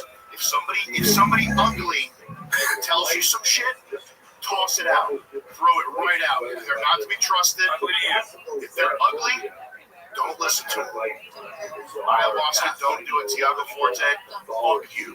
Biologically, they are your enemy. Yeah, You can tell. It's a 3,000-year-old war with yourself and other people. Kick them right out. Cool. Sorry for getting an OCD there. Thank you so much for having me. So You're the best. It's a pleasure. thanks to the mercenaries. Thank you guys. Thanks, Mercs. Supporting these geniuses, the best. The geniuses, the genius level of tier. You guys are awesome. Hate lists. You sit here, you want to talk Red Man's We mom. sit here and wait for this to end. Yeah. So you eat that. We're gaming Cooner. We're all good, dude. I say toss it up. Who's the gaming Cooner? We're trying to figure that out. We don't know that out. You need to get these people's real names and addresses. That's the only way to make this clean. And Social Security's mine's 037588651. Tweak the freak. We did speak to him. I thought he was a scientist because it looked like with what he was using a microscope and everything. He was cleaning jewelry at like there's a jeweler somewhere. And sea monkeys. He had a thing of sea monkeys. That's awesome. As you are. I don't think I've seen horses. Alrighty. Well, thank you. I'm sorry. Thanks, man. Bye. Thanks for joining us for this week's episode of the William Montgomery Show. Send your questions, artwork, and manifestos to the William Montgomery Show at gmail.com. Leave William a voicemail at 737-471-1098. And never miss an episode of the William Montgomery Show by subscribing to the William Montgomery Show channel on YouTube and anywhere podcasts are sold. Check out William online at william.f.montgomery1 on Instagram. For more William Montgomery, check out Kill Tony on YouTube. And check him out live at the Comedy Mothership in Austin, Texas every Monday night. Find more of me, Casey Rocket, at patreon.com/CaseyRocket. Follow me on Instagram at at Casey Rocket. This episode of the William Montgomery Show was recorded at ATX Studios right here in the heart of Austin, Texas. The William Montgomery Show was produced by William Montgomery. The anthem is sung by William Montgomery. The drums are sung by William Montgomery. The words are sung by William Montgomery. The William Montgomery Show is a Fanny Co. production. Thanks for joining us. See you next time. Shut the fuck said that? I'm trying to have fun tonight. But nevertheless, this is a theological dispute, basically between a priest and a rabbi. It's not really violent to the degree that we shall see in the next stage. But sometimes there are elements that cross over. For example, recorded live in Austin, Texas, USA. It's the William Montgomery Show. Starring William Montgomery and the devious Casey Rocket. With the Tony Chin Orchestra. And William Montgomery Jr. dancers. As always, William is joined by the lovely Erica. I'm Casey Rocket. And now here he is, the big red machine, the Memphis Strangler, William Montgomery. Favorite watch related disappointment today is already messed up. It's really weird when you do streaming. Yeah, I mean, if you happen, oh my gosh, Grant, it works now. Gee, we're good. All right, you fucking fix it, you little bastard. So I don't do an asshole or anything, right? That happens. I'm taking the lead today. Yes, Casey is in the left seat. He's taking the lead. Welcome to Casey's. Welcome to Casey's. Different room. I mean, we're in a different room. It's a whole different vibe in here. That's how Casey picked it. That's how I kind of set it up. I rented out the other studio and got two of my friends to start a fake podcast. Is that really what the fuck happened, Casey? Because I was wondering, hold on, who's booking time at our normal time? Okay, well, fair enough. You're long gone. Yeah, I know. It's called The Island of Tortuga and Other Tales. So they're talking about like Pirates of the Caribbean lore. Oh, their podcast. I didn't know if you were talking about this podcast and being called that. Ours is perfect the way it is, but they're doing The Island of Tortuga and Other Tales. It's like a Jack Sparrow themed podcast. That's cool. Well, and at least there's an explanation, because I was thinking she was fucking with me today. I was thinking it was a real bar, because he never books people normally when we're supposed to be in there. So it's good there's an explanation. Totally, we're priority. You guys are. But yeah, we have someone in the morning, so a little bit of switch around here. Can give them the boot and time. Yeah, your family's been kick your ass. Yeah, we literally stumbled through the front door. This is so much more. Blood everywhere. Some of your fingers have been hacked off by something. Don't lie. Yeah, just electrical marks where somebody's been electrocuted. Fucking your little daughters are gonna freak when they see you. Don't tell him it was Casey too, but don't fucking rat his ass out anymore. Don't twice like that. You better tell them it's Halloween and your dress is a fucking nipple. Yeah, they're gonna be scared as shit when they see you. Don't say it was Casey Green, please. I'm running the show here, man. Yeah, it's Casey's show, okay? I'm not a snitch. That's not what we heard. That's why you got off the podcast, the other podcast, right? Because I'm not snitching online about something. So you're getting the Davis dip. Yeah, that's really what the Davis dip is, dipping out of a podcast because you get fucking thrown out of it. I do kind of hate that you guys know about that. Well, your fans watch. Yeah, your fan was watching and told our ass, you can't keep it from us. We are so intuitive. We would have figured out the Davis dip soon.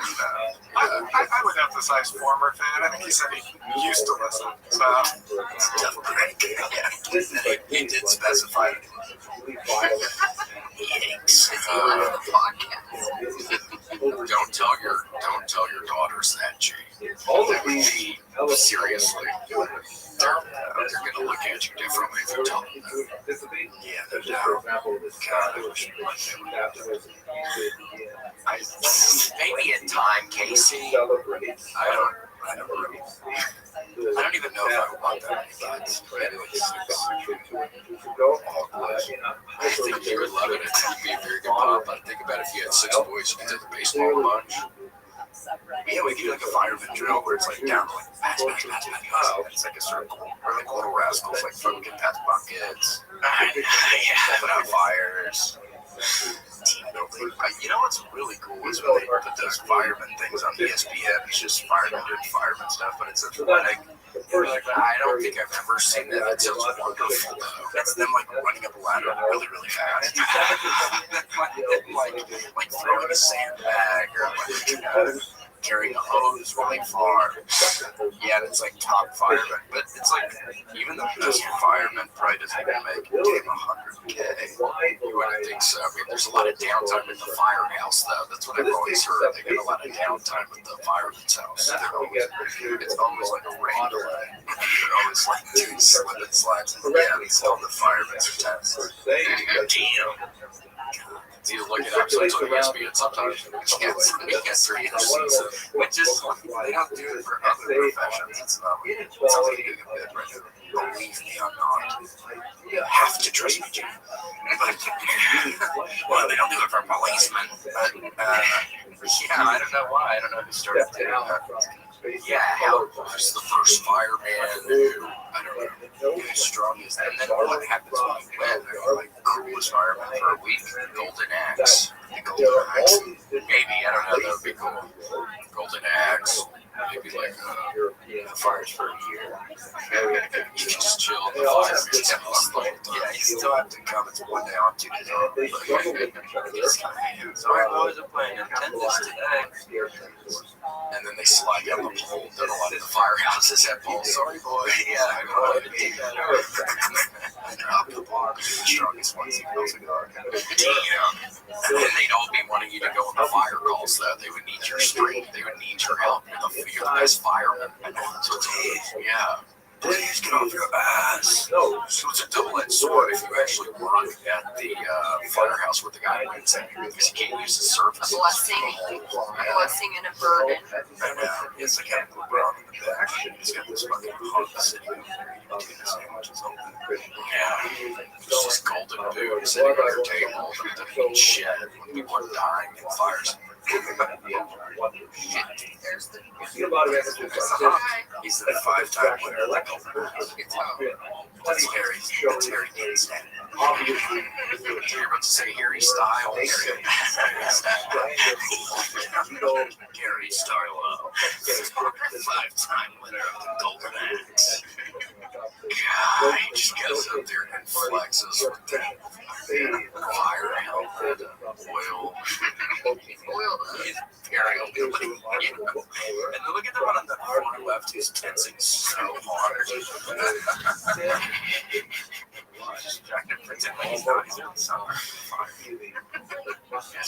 Oh, Grant, what was that? Look, that's a fun picture. Cute and sexy. And it zips. Grant, is that what you used to wear when you were doing the exotic dancing stuff? Please welcome from Madison, Wisconsin, G. Yeah, you can have the lights off and you walk in. It's like a little siren thing on your helmet. It's going off. It's dark in the room. Jesus, look at what Grant's putting up. No, Grant. All the firemen. All the firemen. I've been known to put up fires. God. I am so flattered to even think of that. Casey, when are you getting the 6-pack back? It's been a long journey. My fitness journey. Where are we right now on your fitness journey? There are 2 fitness journeys. First of all, they're like snowflakes. And my fitness journey starts out with 6 dumbbells in the morning, 2 kick rolls, On the right, One you see angle. typical example The entire flip, 1930. 2 bounce, 2 tripling bounces. And I just do it where I fall on my knees. So I just do a flip, so I'll fall on my knees. The wealthy capitalist Jew. Yeah, it's scary, dude. How do you train your body? I never learned that either. I mean, how do you train your body to when you're jumping up? You have to go for it. You can't hesitate. I've seen too many videos of people hesitating and being dead on the ground. There was this one poor person. It was like some dance contest, maybe drag queens, and they went way up and then went down and laid them right on their head. And it was just immediate weird breathing noises, seizure, and death. They did a forward backflip, or did a backflip on a trampoline. A forward, talking hardwood forward.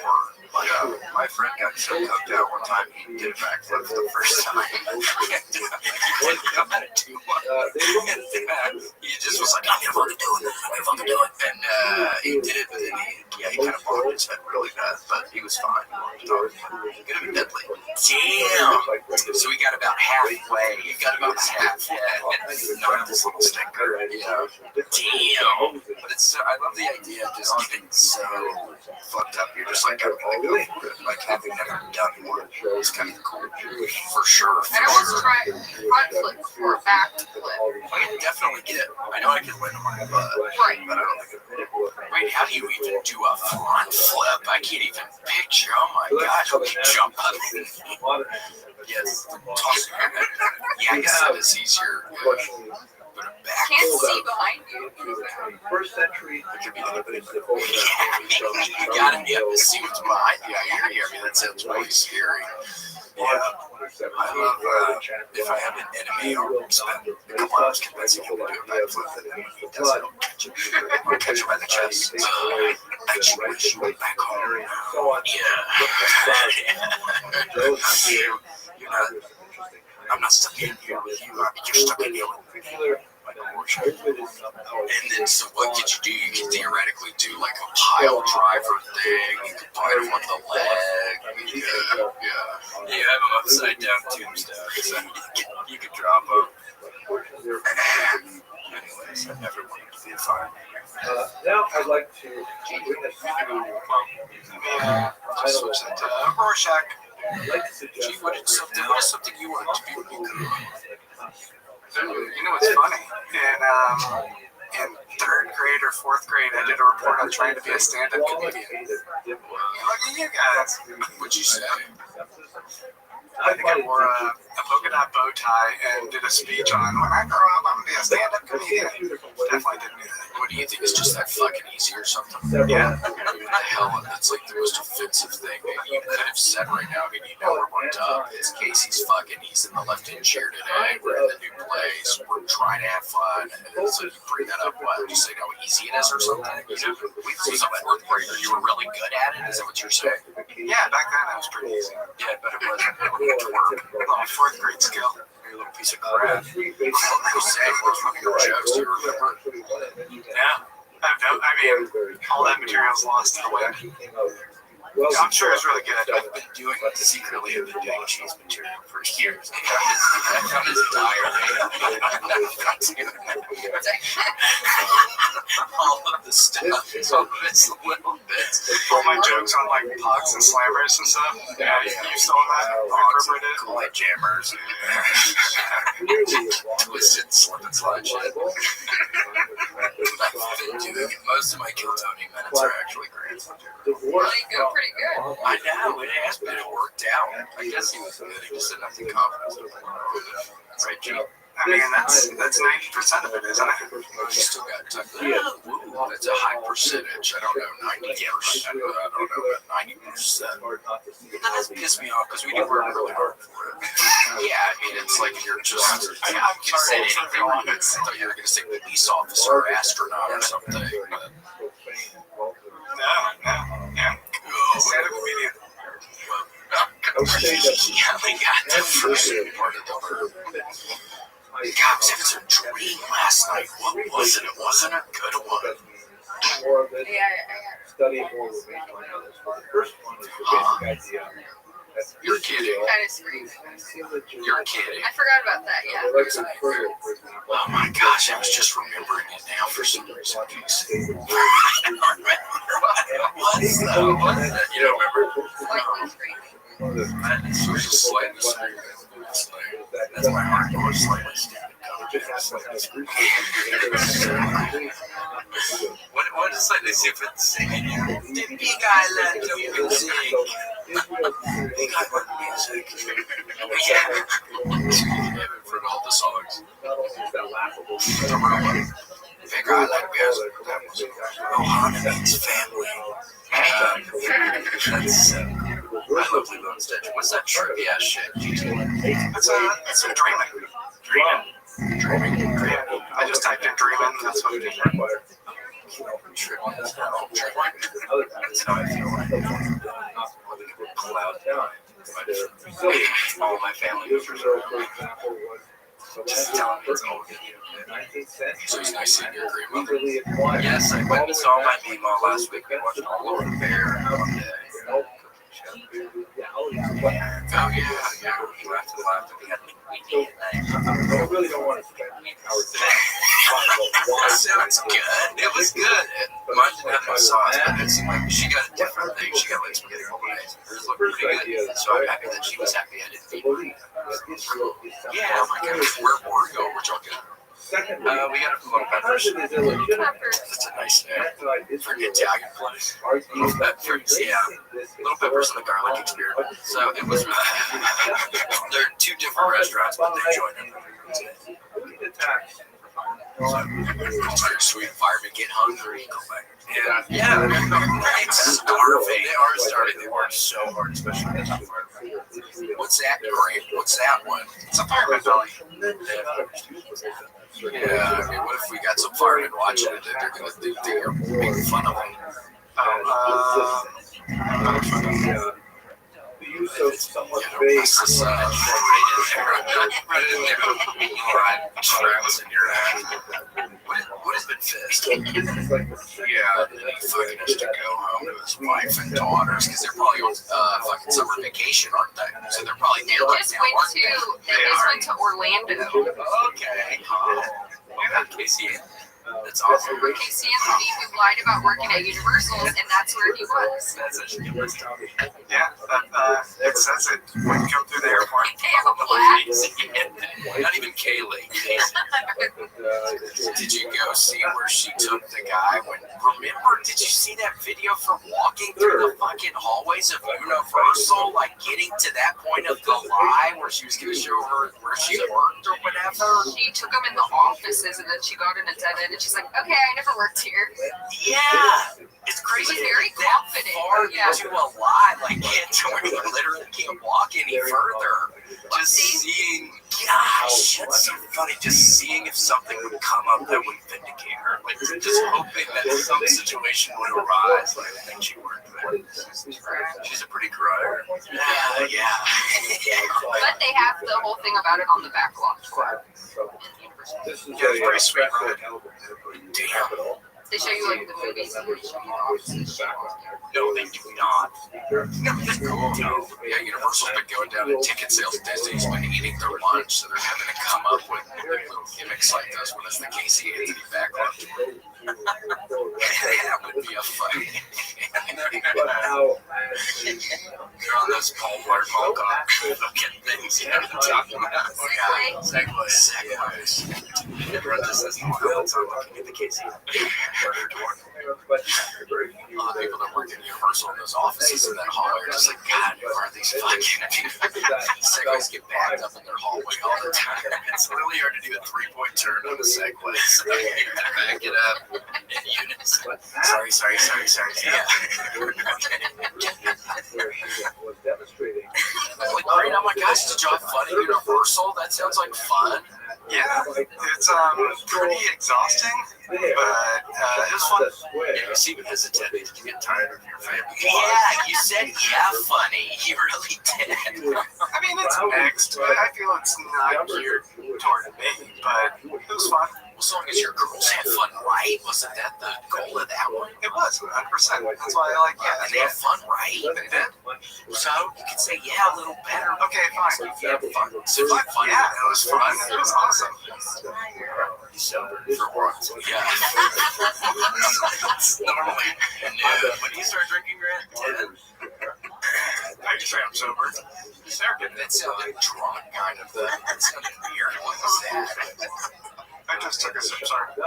That's the first sip of the day. Of tea. Of iced tea. Twisted tea. Yeah, twisted tea. Just anything to catch a buzz. I caught it drinking Listerine. Rest in peace to my uncle. Yeah,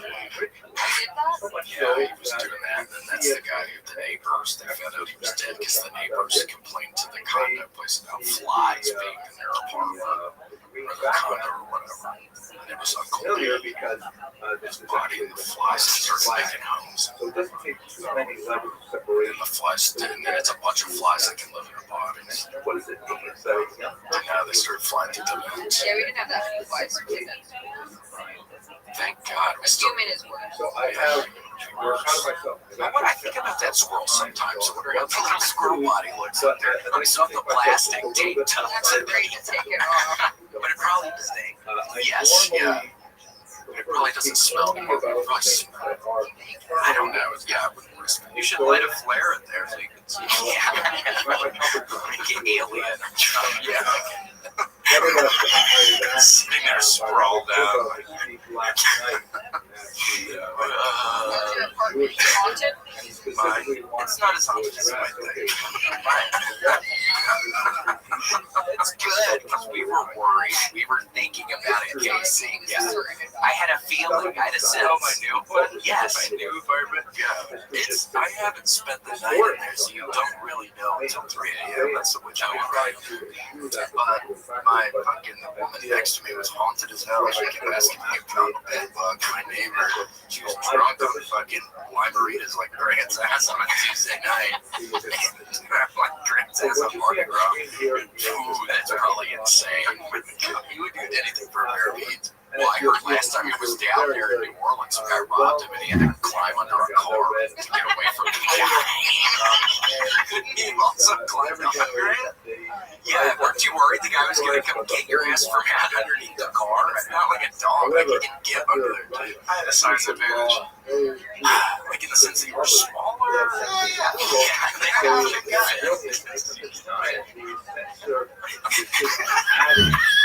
I had a size advantage of 5'1". I can fit with it going the big guy beating my ass, robbing me. Get out, not a chance. Adapt and evolve. Adapt and overcome. Yeah, I went to my new apartment. Did I talk about this on the podcast? The woman next to my apartment, my neighbor, was drunk on limeritas, and she had limeritas spilled all over her chest, not in a hot way. She was gross as hell. And she was stinky. Yeah. It was like 4 p.m. and she was like, yeah, well, I have to talk to you about, I'm really worried you're going to have a bed bug. If you have any bed bug, please tell me immediately. Bed bug would be upwards of $600. She threw out some number about how much a bed bug costs.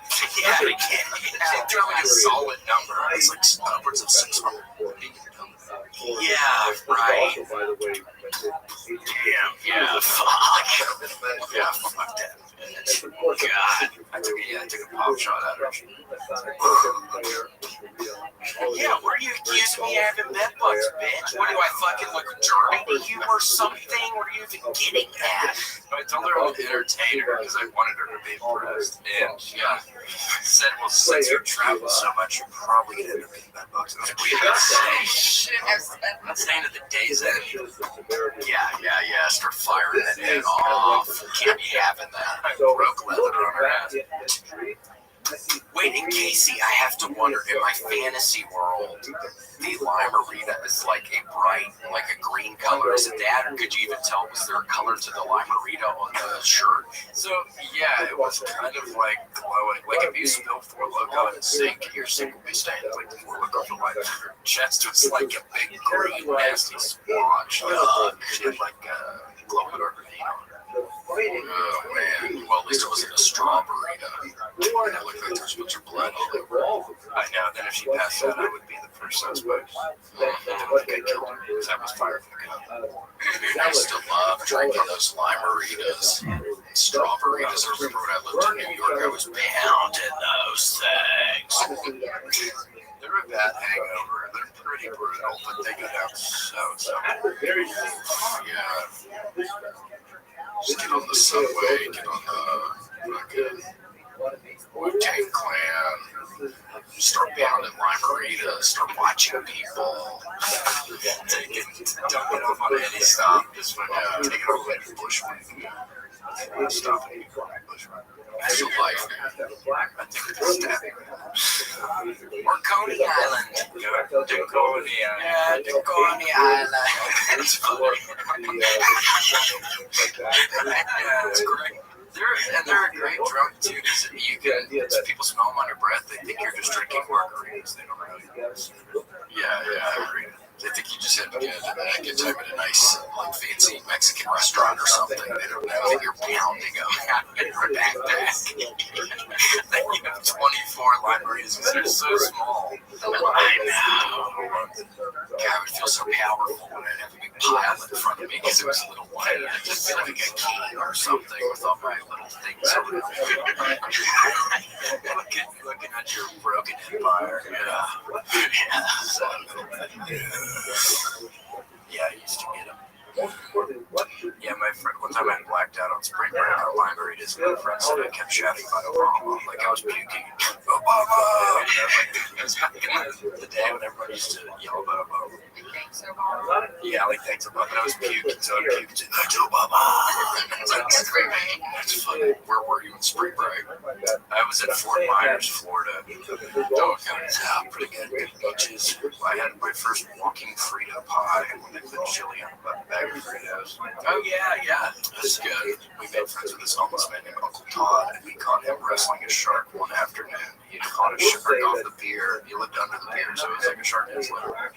Damn, yeah. He hooked it, and we found him in the water, and he was wrestling the shark. It's like a little makeup. Oh my gosh, yes, like 3 feet. He was living the life under that pier. It was awesome. Yeah, like a Wednesday at 2 p.m., and he's just wasted wrestling a shark. Damn. I think about him all the time. Yeah, I know. I wonder how long you can live that way. I know that's not sustainable. And he said to call him Uncle Todd, which I always thought was so funny. To have a bunch of teenagers hey, can you buy us booze? He's like, sure, yeah, call me Uncle Todd. Yeah, I mean, what does Uncle Todd do if there's a hurricane? Does he have to escape? I don't know. Tie a bunch of boards on the ground. Pray for daylight. Yeah, just ride it out. Huge time.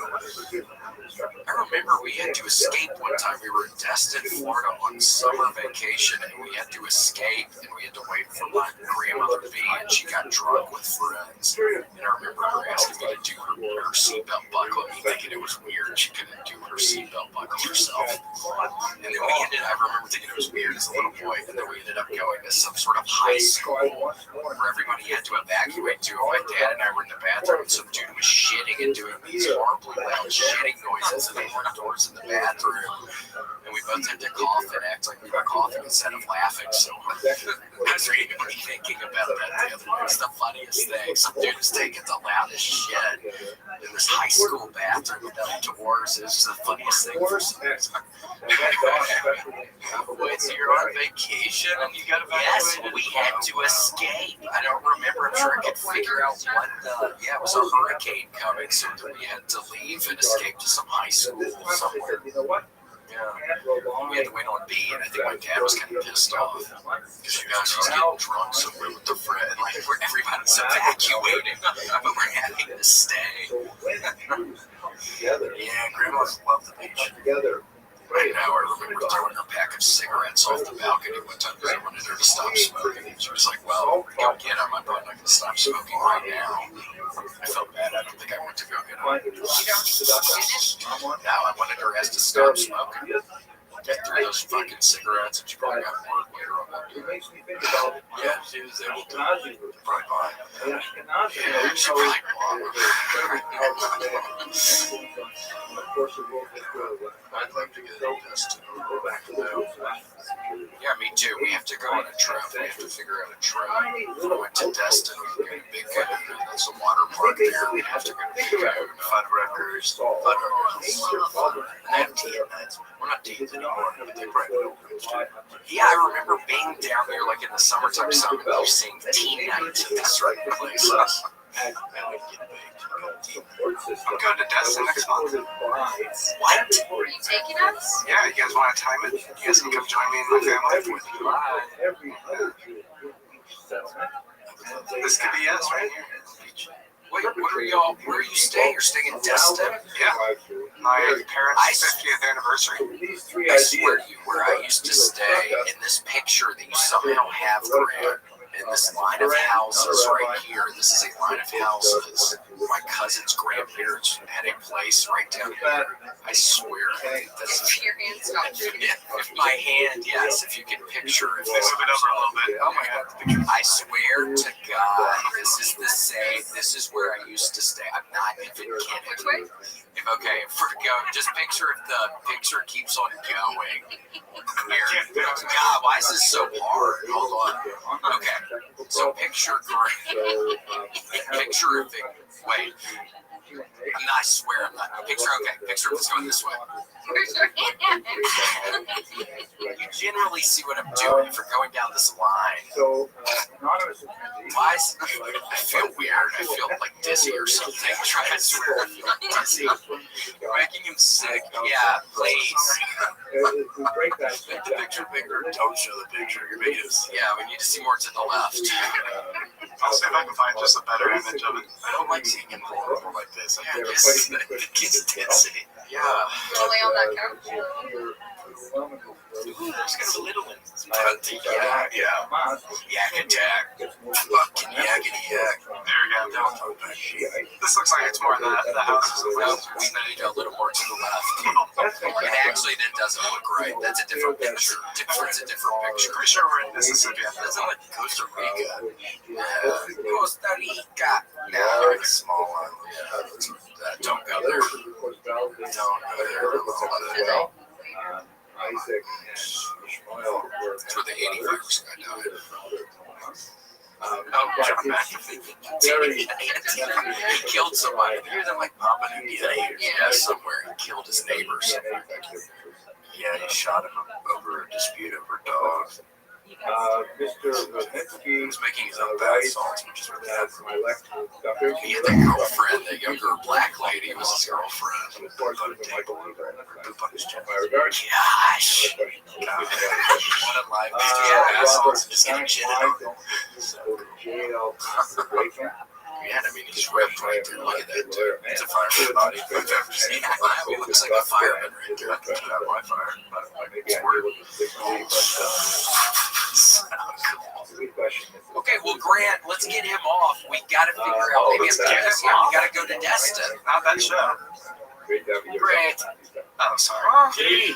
What is the definition? G. Okay, he's gone. Semitism. We got him off. Now I'm feeling dizzy. Yeah, this isn't even the same picture. I think there's carbon monoxide leak in here. Yeah, I don't like this room now, Grant. You guys are not feeling it. I'm sorry. I don't like this room now. I'm tired of hanging out in this room. Grant.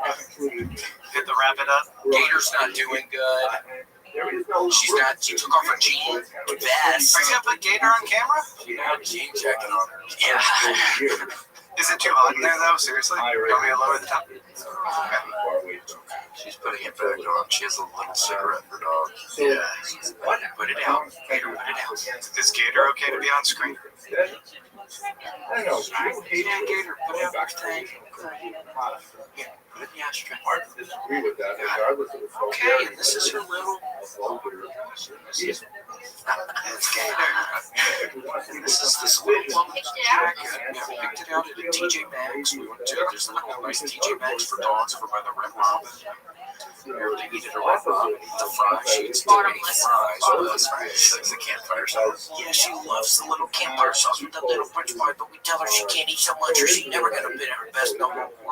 She keeps on eating her bottom of french fries. Yeah, because they have to take bread. You know, Casey, eat your bunnies. Casey. Oh, yes, that's your bunnies. So look at this. Oh, and she got a little Casey, she gave me little kisses. Well, she knows it's his show, and that's what she has to do. I know, fair enough. He's attracted to dominant person. God, she is. Yeah, she did a bunny. And a little kiss to say hello, and a little gator kiss. Okay, that is your friend. So sweet. God, she looks like a damn Hell's Angel. I know, she looks really tough. She always looks too tough in that vest. I was thinking like she looks like she's gonna get glamour shots. I was a little kind of on the opposite end Like of the spectrum. I was thinking 80s or something. Yeah, seeing like some sort of Ryan just call it an 8-ball. Now ask her what she did. Probably her worst enemy right there. Yeah. She loves him. Oh, wait, is that actually your boyfriend, Gator? It's actually maybe your boyfriend. Whoa, that's his punch. So cool. Okay, well, that's our little brand, and she never loses her best no more, and she eats many damn campfires. God, I'd like to just have a, you know what, just fill up bathtub full of campfire sauce and Raisin King sauce together. Oh man, so good. That's how I always smell like it. Did you ever take little dips with your tongue?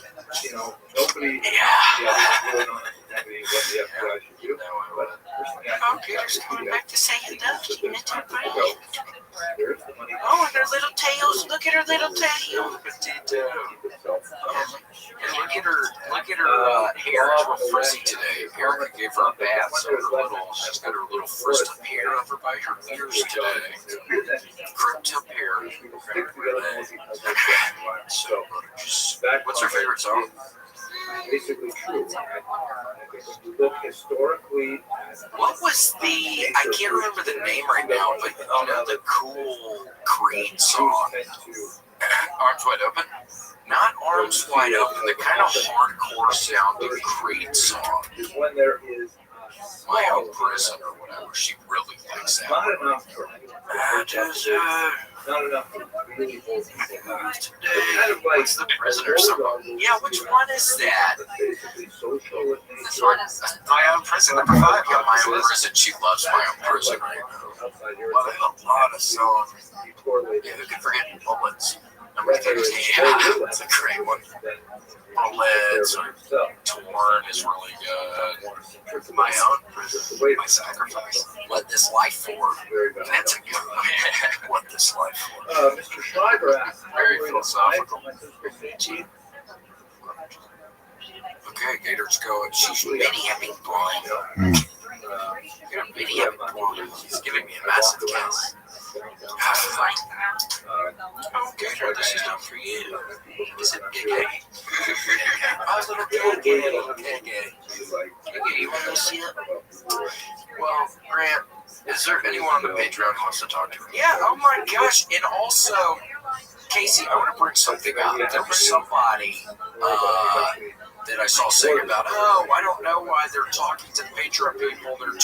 It's like, what? This person who's saying that, it's like, first off, you don't understand what is going on currently within the ranks of, again, the child soldiers. I think there's something really happening there. It's like, this guy just has no idea. We really are still, British John is on the case. We're trying to figure out where the mole is, because there is a mole somewhere. There's a rat. Somebody has infiltrated. Basically, our intel is telling us that somebody from the child soldiers level has infiltrated the mercenaries, and yes, they're trying to start a coup to become the new co-host of the podcast. Yes. And again, Casey is in the left seat today. I mean, that's my ass, so I'm gone. So it's like, You're in the hot seat, I'm in the left seat. So yeah, so we can't. So whoever, and maybe it's the person who said, we don't even need to talk about it. know what I mean? Maybe that's the person causing all this, wreaking all this havoc. But we're figuring it out.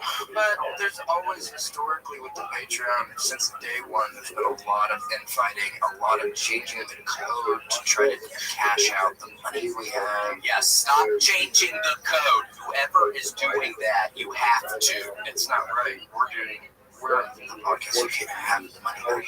Yes, that's not how it works, and that's a serious problem. Your brain is thinking that's how it works, because that's not how the system was set up. I mean, ask G. That's true. He taught us this stuff. How do you think we learned some of this? We didn't know shit. Before I met Grant, I couldn't tie my fucking shoes. And that's not a fucking lie. Taught you all the jokes you know. Every joke I've ever done is from his kid journal. When he was a kid, he wrote really good jokes about when men were men. Who was that man? Oh, God. Ketamine prayers. And the Ratatouille one, which is hilarious. I know, it's hilarious. I hope you know about Ratatouille before he was even a movie. He wrote the screenplay. For Christ's sakes. Yeah, gee, that's insane, dude. That really is kind of crazy.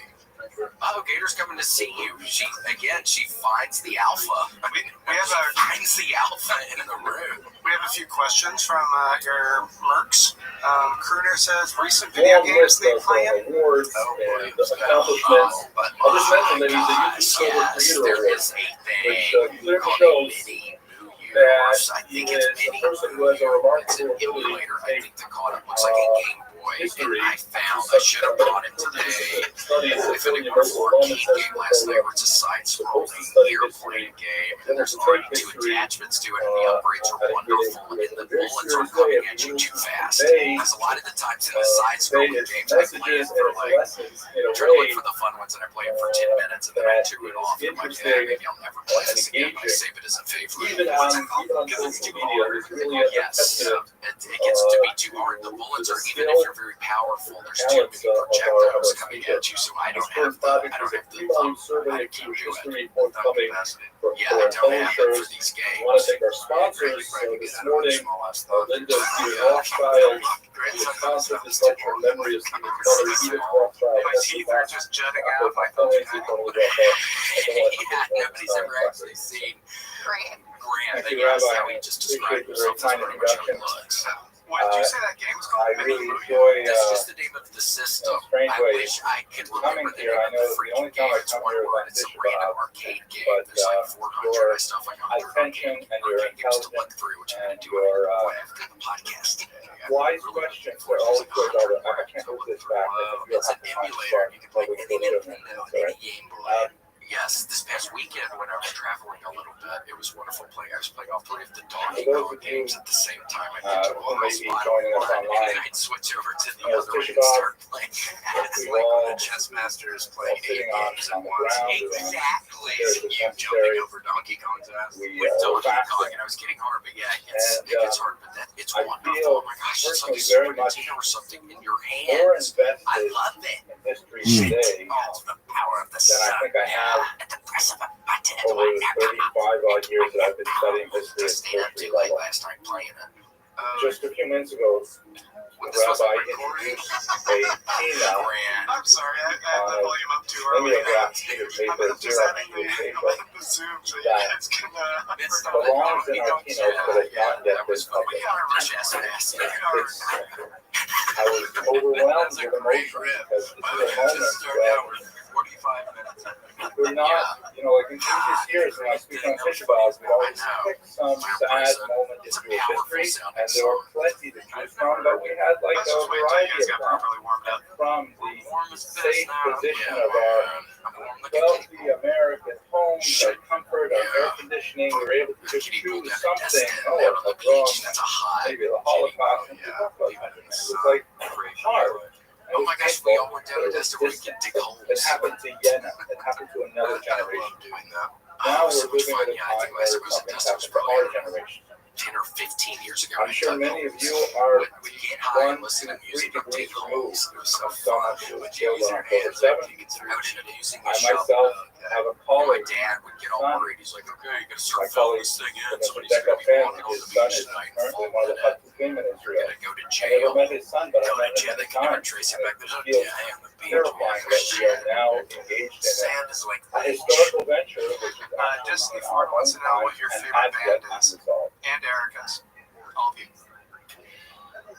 So let me begin Destiny, by yeah. pointing to this Stuff point, with the which you may have hormones seen. like that. There are many, Just many like, examples of this. there you go. This is the famous Judea Capta coin. Man, It's one of about just right 2 now, dozen baby. that were issued by the Romans Right this after second. destroying Jerusalem in the year 70, and it was kind of like a propaganda device. Yeah, I did. The point is, currency is extremely important for the ancient world and also to a large degree for the modern world in terms of I really disseminating like Towns information. Van Zandt a This is lot. the I era also before love the B-52s. billboards, And then before Black certainly Sabbath. television, social Black media. And so Sabbath if you had a overall is coin my full that music said catalog. something and it circulated and it was of value, obviously, But it's physically hard of to say. value, It changes it all the was time. extremely important. And so Oh my gosh, the I Roman love Empire, Topaz. under Like the Vespasian and under his B-52s. son Yeah, Peter, picture who that actually song. wanted to destroy the An album, temple, I think, from they 80. made I really know nothing about them. I just remember growing up listening to that one demonstrating CD. their I love destruction that song. of Jerusalem in the coins and in the Arch of Peter in Rome B-52s and right in a there. public triumph, which is kind of like a massive procession, Simon ending in an Godfrey. execution, things like that. And as you can see under the images, it's very common. There's about 2 dozen of these some variations. They're usually Vespasian or Jesus, who we'll speak about shortly on one side, and on the obverse, the phrase Judea Capta. What was he Judea is doing taken on that captive plane? I think with that a is a Balkan real tree. question Balkan that doesn't palm, get one of asked the enough. most famous exports of the region at the time. And there's this kneeling Roman soldier, sometimes portrayed many, many times to the side of this forlorn Jewish woman. Was he flying that plane and why? And you can see Yeah, she's got her head in Skinner her would hand, have as it were, known that he staccato. wasn't an actual Sometimes she's shown pilot. with her hands bound behind her back. And it's all a demonstration of the might and power of Rome, meant to say, as it were, that the Jewish people are finished forever. We have totally, brought them to their knees, and they will never again rise up. And this is kind of like famous last words which have been uttered by many, many tyrants and tormentors over our past. But what I find especially meaningful about looking at this point today is a statement that I thought was important enough that I actually wrote it down at the bottom here. That, when I reflect on what we've gone through since October 7th, it's very clear to me that historically we are the most resilient people in human history. I am hard pressed to find any comparable people, certainly of similar duration to Jewish people, but who have endured such tremendous persecution on a cyclical basis over the years, and this oscillation between virtual destruction and then resurrection is something which is deeply characteristic of our people. But that resilience, which we have demonstrated historically, is not something that's passed down genetically. We all, generations, have to learn the skills that our parents and our grandparents, especially those who survived before us, we have to somehow learn those lessons for ourselves. We have to imbibe them. There's no protection with cartoons on the screen. There's just like a guy on stage. Especially have to find a way to communicate that to our children. As we shall see in today's presentation, our children, in my humble opinion, especially here in America, are most at risk, far more than any other sitting in this.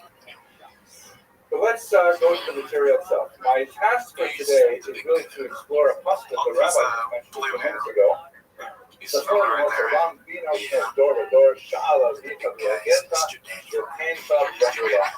Remember the days of old, consider the years of ages past. Ask your parents who will inform you, your elders who will tell you. The next puzzle is not really as illuminating as I would want. I would hope the next puzzle could actually say what we're supposed to know, but it doesn't actually reveal it in anything but an obscure fashion. But what's relevant about this particular puzzle is that it relates to our existence as a deeply historical people, that it is embedded in our faith and in our Weltanschauung, that we have to learn history in order somehow to gain meaning from it and pass it on to the next generation. A task which is singularly difficult. We have a few models Get some in top 19th pro century tip. and 20th Get century tongs though. They're kind of latch shut, so you don't have to touch the marble, and then you can just open up the tongs and the marble thing and let it release right when you touch it. At Surrey University, we say this about the required history Yeah, courses, if by it the gets in way. somebody's If you shirt, fail, it's like third degree we'll have burns to all take the it way again. down. That's the only joke It's a I have really bad way in to my do it. class. William Faulkner, famous American novelist, wrote a fascinating passage in his Requiem for a Nun. The past is never dead.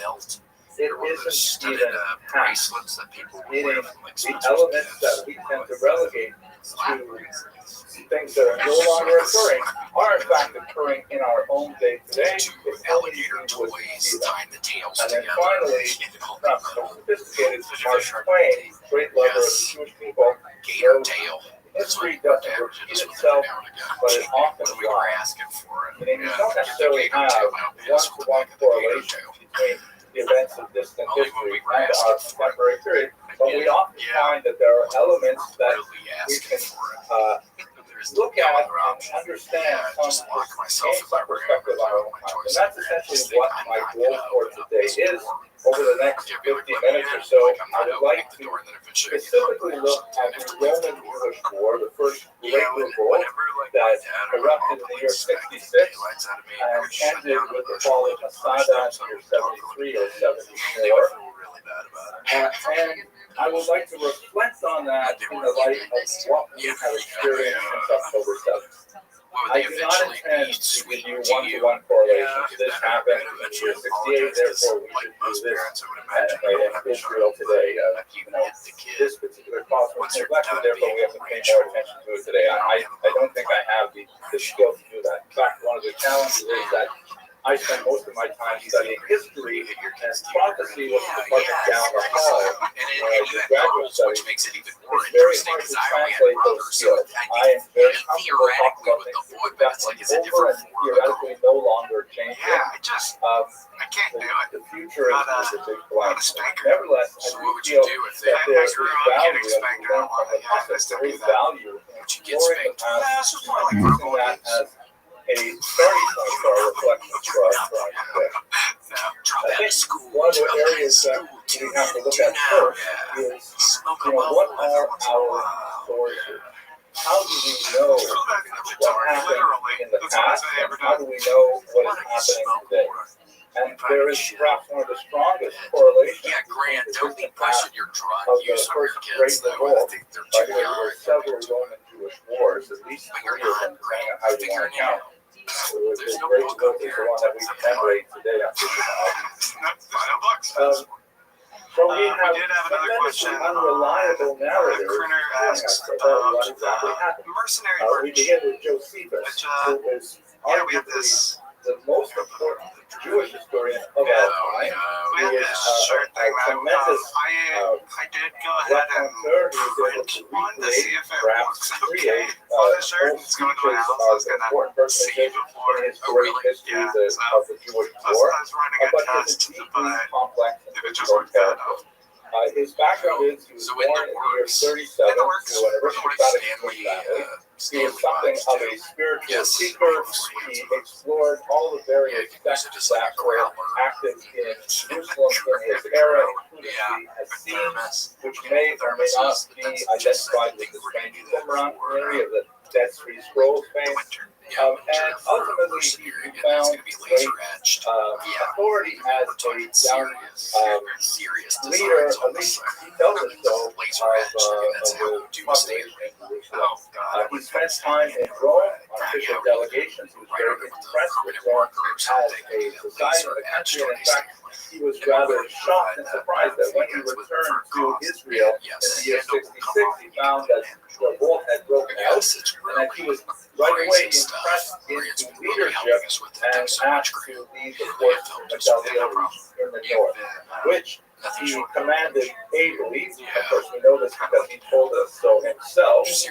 But then, in a dramatic moment, as we will discuss a little later, in year 67, He was cornered by the Spanish troops, and he elected to join in a suicide pact with the last fighters that he was with, hiding in some kind of underground cave. They agreed very much like Masada. They agreed that they would draw straws, that the last straws would each person would kill his fellow until the last straws would then kill themselves. And then he ended up one of the last straws.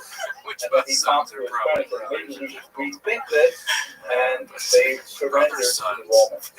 He ended up becoming sort of like a pet Jew for the Romans. He was adopted by the son of Vespasian, the first emperor, and then later emperor himself. And he became his aide-de-camp and traveled with him, with the Romans, and acting as a kind of cultural broker, helped the Romans understand the Jews that they were fighting. Occasionally be some kind of ambassador to the Jews who regarded him as a traitor who was brought over to the Roman side.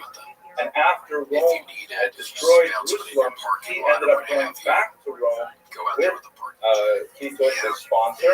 He even took his name, Titus Flavius Josephus. He's named after his sponsor, and he had a long career in Rome as a professional historian, and kind of like the ultimate victory of Jewish culture for the rest of the world. That's a very bad analogy, but he was like a celebrity. He was able to interpret Judaism, but he also was quite fascinating. Before the Romans, he wrote not only a massive history of the First Roman War, which we are dealing with very heavily today, but he also wrote a 20-volume history of the Jews from Thracian until the Roman era, called Jewish Antiquities, and a number of other works, including his own autobiography, which he wrote actually several times.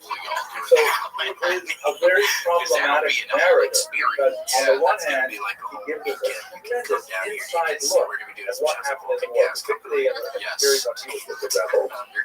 But on the other hand, everything he wrote for the sponsorship of the Romans.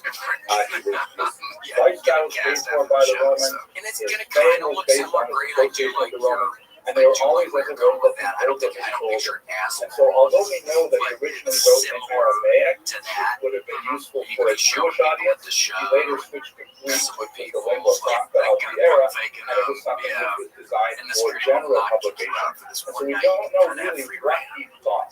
We know that he wanted to portray the Jewish rebel as being brave and heroic, but on the other hand, savage and requiring discipline from the Romans. They wanted to portray the Romans as being, patient and tolerant, but ultimately at the end of their rope. And so they were boldly deciding to discipline the Jews. It's very difficult to read in Josephus to try to understand what actually happened during the war, but nevertheless, he is virtually our only source for the war. He is a problematic source, but we will rely on him heavily.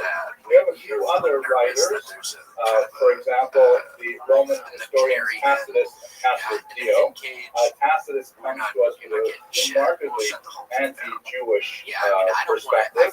Tacitus Dio lived sometime later until himself very heavily dependent on Josephus. Neither of them offer the same level of detail or perspective as Josephus does, so we're left with this problematic narrative. We also have the church historian Eusebius, also very useful because he's deeply invested in the things that happen in Judea. But of course, as a Christian historian trying to portray a Christological narrative in the history which justifies the destruction of the temple as part of the unfolding of a divine plan, it's also problematic for us. So we have to try and navigate through these difficult narrators to try to understand what exactly happened. Yes, a lot of handshakes. Now, if I can take this to our own time, and that's what I like to do over the course of this lecture, is basically alternate 1,000% Gator's not allowed to be there when she's there. She's wearing a jean jacket. She has a nice little dress. I put on her and all the doctors love her. That's why very important source. Sorry. The Talmud, we have amazing,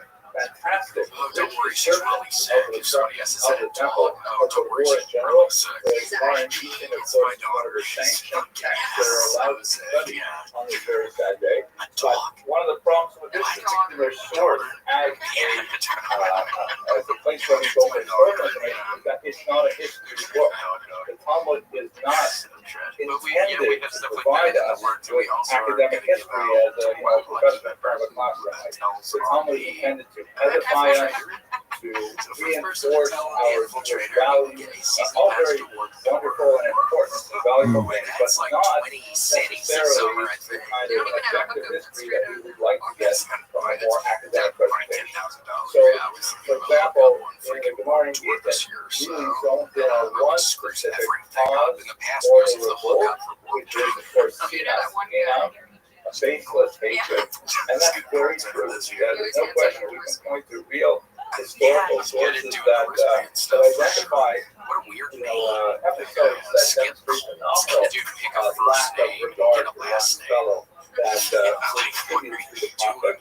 However, there's so many other factors, political, social, economic, which the Talmud chooses not to discuss, because the element that's relevant for them and for our future is really the sin. So the Talmud, while it does provide a lot of useful sources for us, is not necessarily the kind of source we need to understand the actual historical reality of it. If we move to our time, we don't have such better narrators today. Like, for example, highly regarded quote, just recently, of course, many of you are aware of tens of examples of this kind of egregious behavior. They have a headline here on the front page, premonition, which thank God nobody reads print anymore. Everyone reads so what happens on the Apple TV.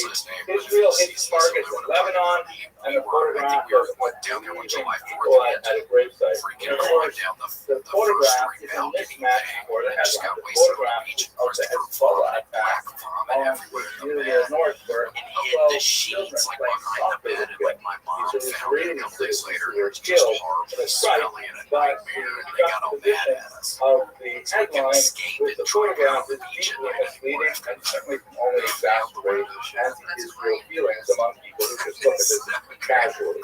And of course, later they will be caught out and they will issue an apology, which will appear on page 792 and 400. But the damage is already done. And we can find many, many examples of these kinds of, one might argue they're mismatched with the other day, but there's far worse examples, of course, in the West. Another one, the New York Times, of course, here you recall the explosion at the hospital, I think it was, in which immediately Palestinian sources reported that the Israelis had conducted an airstrike at a hospital, and then it turns out it was actually a Palestinian jihad rocket that had gone awry. So you can see here, within the course of a few hours, the New York Times switches from immediately accepting the Hamas-sponsored account.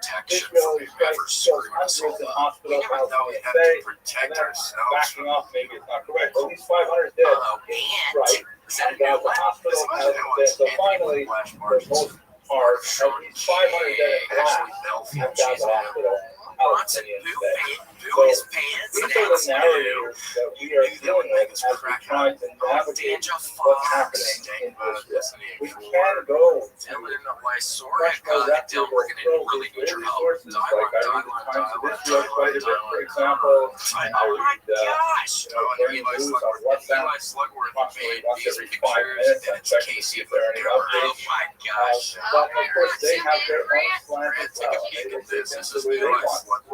We lack a clear objective narrative to negotiate our own assessment to go back.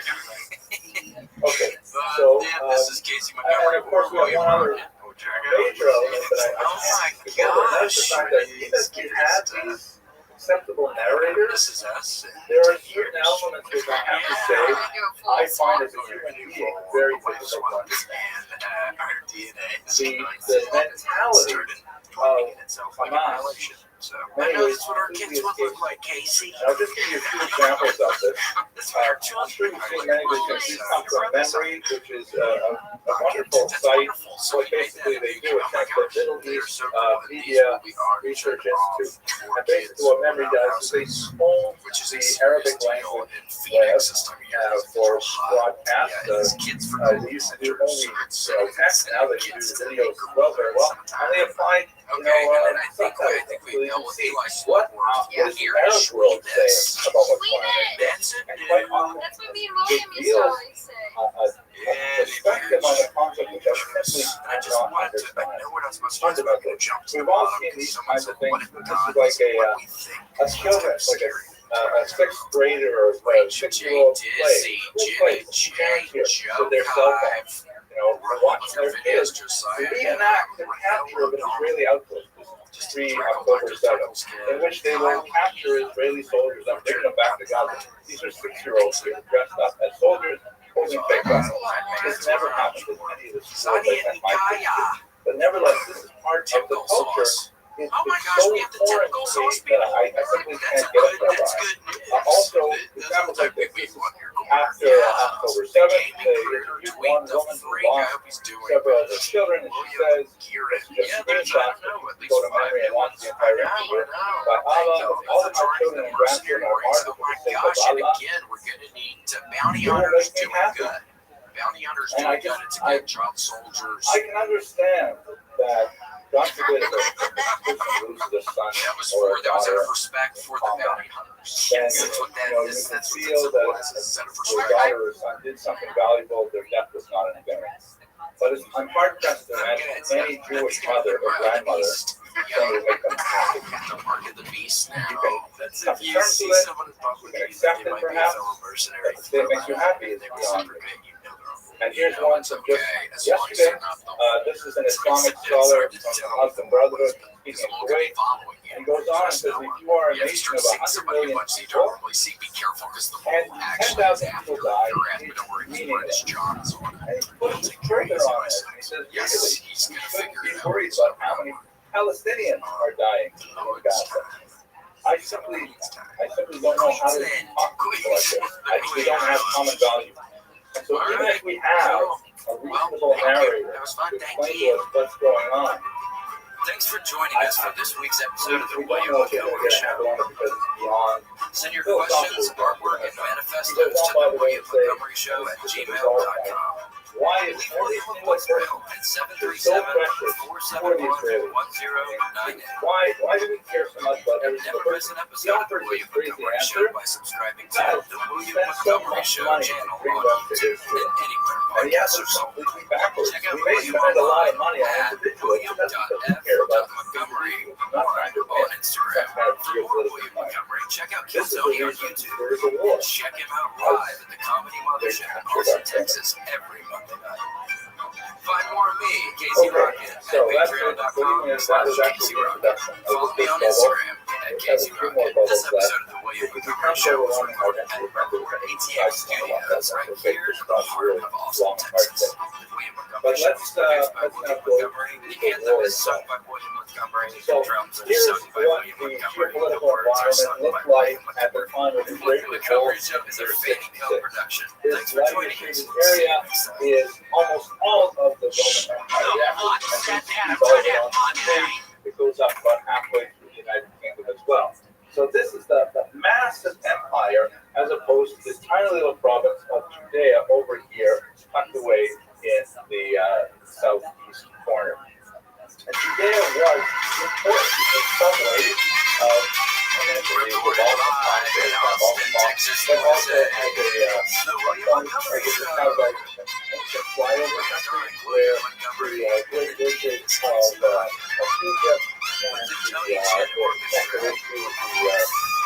post-continent of Asia and ultimately Europe, so it had kind of like important as a place of business, but it didn't have a tremendous amount of natural resources. And it was a constant headache for the Romans because the Jews were so foreign to them. They worshipped their invisible God, which the Romans had great difficulty understanding. But one thing that they were not was independence by the time we get to the book. Many people seem to think, based on their sketchy idea of ancient history, that Israel was independent and then the Romans came and conquered them and destroyed the temple.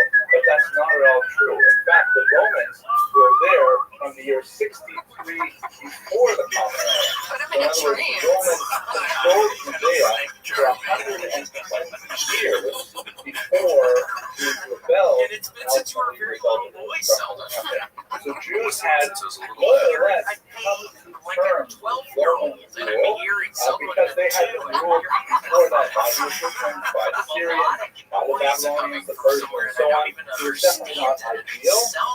Jews are back I know what's so golden fun in the age backyard. of the That would be Maccabees, the wolves that they had for a short period of time. But basically, the Jews lost their independence as a result of their own infighting. Yeah, the The switch tree was in the rock. last great queen of the Jewish people was the woman named Rothschild.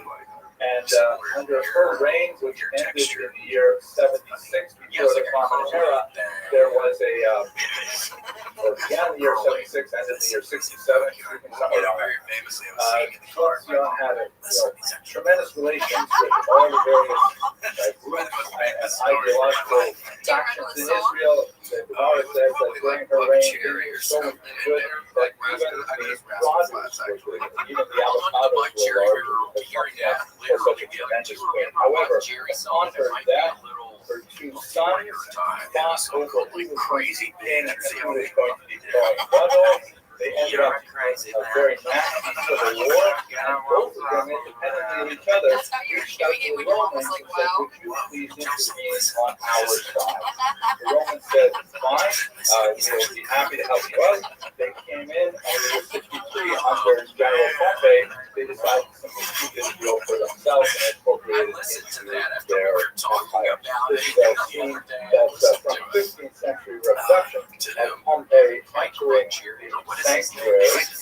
Gemara also speaks about that. The Romans were deeply curious about what exactly the Jews were worshiping. He simply could not believe that there was no idol in the sanctuary itself. And so he peeked himself in there and also did some atrocious things as well to defile it. But basically, after that, they left the Jews alone. The Jews had to live under Roman rule Remember when you would with give everyone Richard? the kind of disabilities of being a subject nation, but it was something that Survivor, Anything. 18 hours. It's like Richard, so let's he look heard the at thong why song, did Richard they rebel Cisco. 120 years He would after always the sing Roman Richard. reign? So there's Talking about yoga, Richard Yoplait. one factor that led to it was a tremendous history of Roman mystery. If you recall the map of Israel way out here in It's just when he the was trapped. Everyone basically was Israel Richard. was the kind of place where the Roman Judea was connected, where Romans would send off their second, third-rate administrators, and the expectation was that they would stay quiet and they would enrich themselves through various taxes and various types of strong arm tactics. It was not, the Romans didn't go to Israel with a sense of like elevating the society and bringing them up to a higher level of civilization, so on, improving their economy. It basically was a place where Roman governors take advantage of the Roman population. And so we have a series of Roman governors who are extremely poor and cruel and get priests. But that's held that vague because for a good 40 years, we had a very strong Jewish king. By the way, during this entire period, we do have a Jewish king in Israel. The Romans appoint the king as a kind of a client king, a puppet king. And the king would have to pay tribute to the Romans, but nevertheless, we had our own leadership under the Romans. The most famous, of course, was Herod, who was definitely He's like too much of like a maniac bad guy or who something. murdered several of his own children, murdered his wife and brothers-in-law and so on. Yes. Was paranoid and tyrannical, but at the same time, he, as it were, kept all the trains running on time as well. He was a very savvy manipulator of public opinion. He poured a lot of money into public works, building many cities and harbors, both in Israel and around the region as well. He ran a regional bank. In fact, it's somewhat awkward because Herod was such a bad guy as an individual. He's the one who renovated the temple, and when we worship at the Kotel, we're worshiping the stones that Herod's bricklayers placed there. It's his renovations which have stayed the course of time. So when he died in 4 BCE in a paroxysm of fratricide going on with children and wives and so on. Shooting up. I don't like Then sequence story. Israel lost its strongest client I don't like it. and went through a period No, of but chaos that's where what we had I very, love very him for.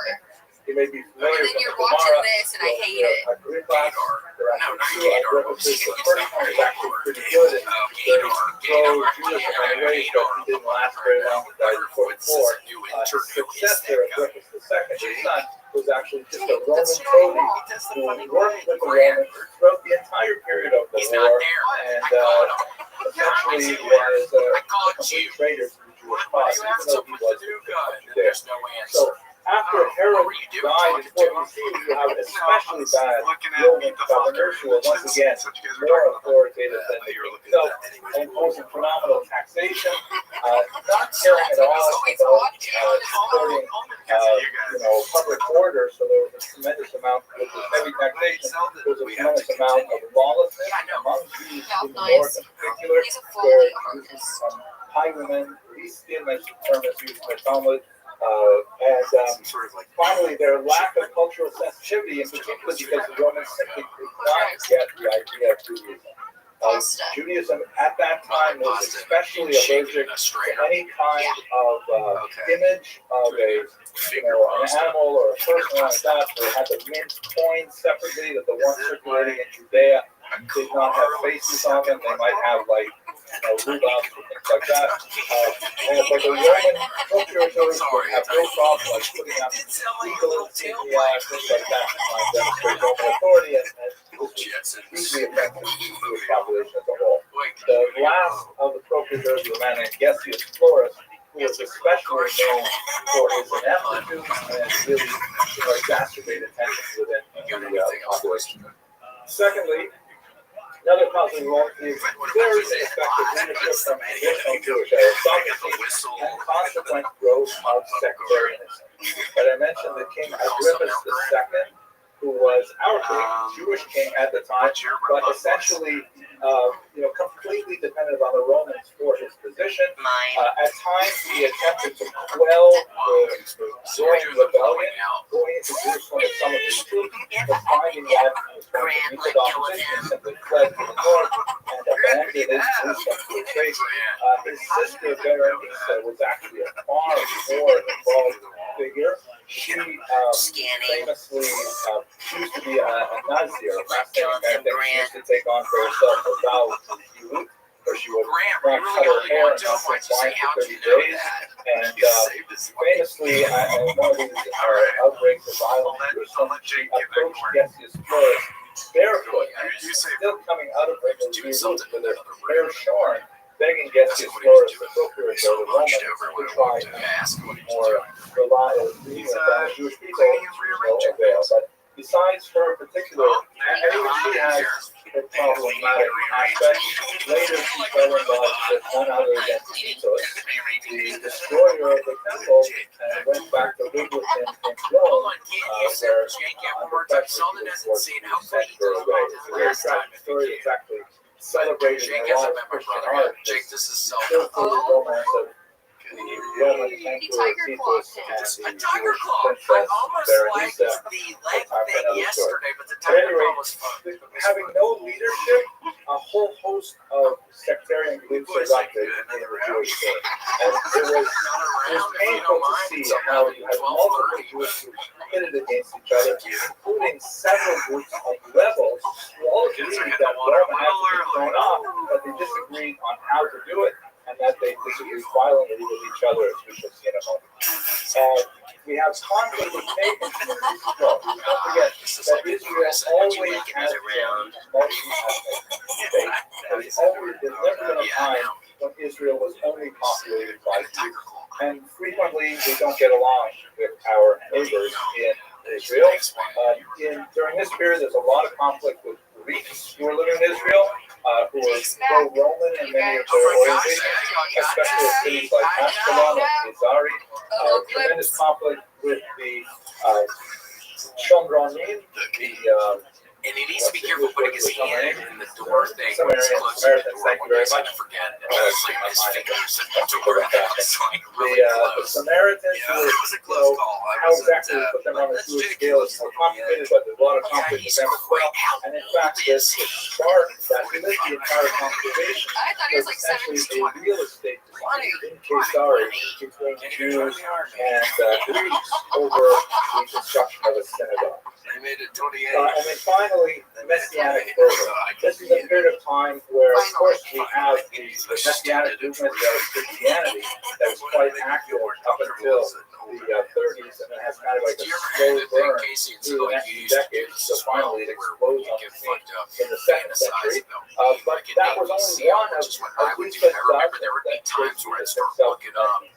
There are several figures, sometimes named, sometimes people called the Egyptians, for example, of people who claim to be Jews that think are so bad right now that Shias is definitely around the corner, and in fact, I am the Shias, and gathering people together, and ultimately slaughtered by the Romans or driven away and so on. So this kind of like fever pitch aspect of thinking that it's almost an idea You still have 2 more years. I have a couple. I have conflagration that would have 29. I'm not 28. Oh, okay. Impress you guys, but Let me take you now to our time, try to understand the origin of the war from Gaza. But yeah, Chris Kyle is old, so Fascinating around the room, you look like a very intelligent and learned audience, so I hope this won't be too much of an obvious review for you, but for those of you who are younger, perhaps it will be useful. So Gaza Maybe is it's here, better of to course, be this tiny strip that juts out into You're more ready to learn. in front of that section parade of or something. Israel. It was like It's called the strip. or he was That's inside the the shape hotel sort of like in that. LA And somewhere. its fate Got him, I between think, 1948 and 1967 was that it belonged to Egypt, located over here. This map, by the way, is the map of Israel in the 1949 ceasefire line, right after the War of Independence in 1948-49. This is what Israel looked like until 1967, when in the remarkable 6-day war, Israel decides to launch a preemptive strike because Egypt and Syria in particular are going to attack Israel. And when the United Nations, which has peacekeeping troops in Sinai, decides that it's too dangerous for them, and Saddam, the head of the United Nations, decides to remove the peacekeeping forces separating Egypt from Israel, Israel decided to launch this preemptive strike, which is amazingly successful. This morning I think it was okay. You weren't the worst. It was okay this morning. It's been worse. It was an okay morning. But then I had to click on my Instagram, and then there was this guy Israel takes who over the Golan just, it's fine sending a message, but I just think it's so funny if you post something strategic value looking like over on a Syria. picture, it was They basically take over the fucking west bank idiot, of the you're Jordan off, I don't River, get it, all which this includes bullshit. East And then Jerusalem, it's private, which so I can't remains a look. So I very get on this, contentious I look area, on and Facebook, they take over the entire get the Sinai names together, and I Peninsula, figure out massive this area name. here. And so And then I suddenly, start in looking at the 1967, pictures and stuff, and there's this Gaza, one picture of, I guess, when the baby's born, his wife had some daughter. Is, And it just has all this but great looking, it's like the in worst picture. He 1978, looks with the insane, Camp and I'm David just Accords, when thinking, Anwar Sadat I wish I came could here, see what the everybody president looked of like who was Egypt, talking and shit, Jimmy and I Carter, wouldn't really president of the United care. States, and Menachem Because it Begin, seems like prime it's minister a of nightmare. Israel, It seems like his dad signed is some a horrible remarkable racist to some peace treaty. Vietnam. And learned a it is lot. not Yeah, I learned a lot one this morning. between It's Egypt about this and one guy. Israel, Those kids are but it ugly. nevertheless Yeah, has got these two held with ugly minor fucking skirmishes dogs. And I since see, then. yeah, I want to say that. In But it's return like, for after this that, peace it's like, treaty, I don't they look even very give happy a here. shit. But Unfortunately, I don't Anwar need to be Sadat fucking. would be assassinated by the Muslim I don't care Brotherhood at all, in okay? a It's public Canadians stadium. are ugly. I know, Shortly so after, you'll feel because better about him. dared If to the make kid, peace with yes, their if neighbor it was like a Israel. Muslim gorgeous Brotherhood, looking of course, daughter, one who of the would have forerunners killed me, of Hamas would have ideologically. killed me. And so what that means is, Yeah, like a fucking in picture in shortly Hawaii, like afterwards, some with nice great little contention, exotic Israel models, it would ceded have the entire Sinai destroyed. Peninsula to The Egypt. only people There who were talk shit several are girl Jewish boys, little outposts girl that had ones, been and their constructed here, faces are peached. and it was very difficult for the Israelis to actually That one's live. remove the Israelis There's a from lot of this that. region Luckily, none of and those people are repatriate them either to Israel. mercenary or Nevertheless, child even though it was a soldiers. massive What territorial was discussion, what's it the final nevertheless did program? result in a Bounty hunters as well. I have heard some news about some bounty hunters in there, though. Then, Really so scary. Israel now, oh, by the way, one important Yeah, a point. lot of beautiful bounty hunters, but some of the action Egypt says, scare we'll me. take all of this desert, thank you very much, but we do not want this Yes, and massive we know it's in the bounty hunter level, Palestinians. so if you are By a this bounty time, they were hunter, using the name Palestinian. be careful. We are on We to do not your want grant to is finding your incorporate IP addresses. The They intern person had is actually a working terrible for us as reputation well for to some extent as a destabilizing computer the region officer. of Jordan, He's already Lebanon, looking Syria, into the all IP. had He's already difficulties looking with into massive every Palestinian fucking population. bounty Jordan is hunter. actually a majority population Palestinian. Yeah, They he's a suffered a crazy guy. coup in the 1970s that He has Jordan was nanos. pushed off. Yeah, And so Egypt said, we do not want the headache of Gaza. And so they left it under Israeli control.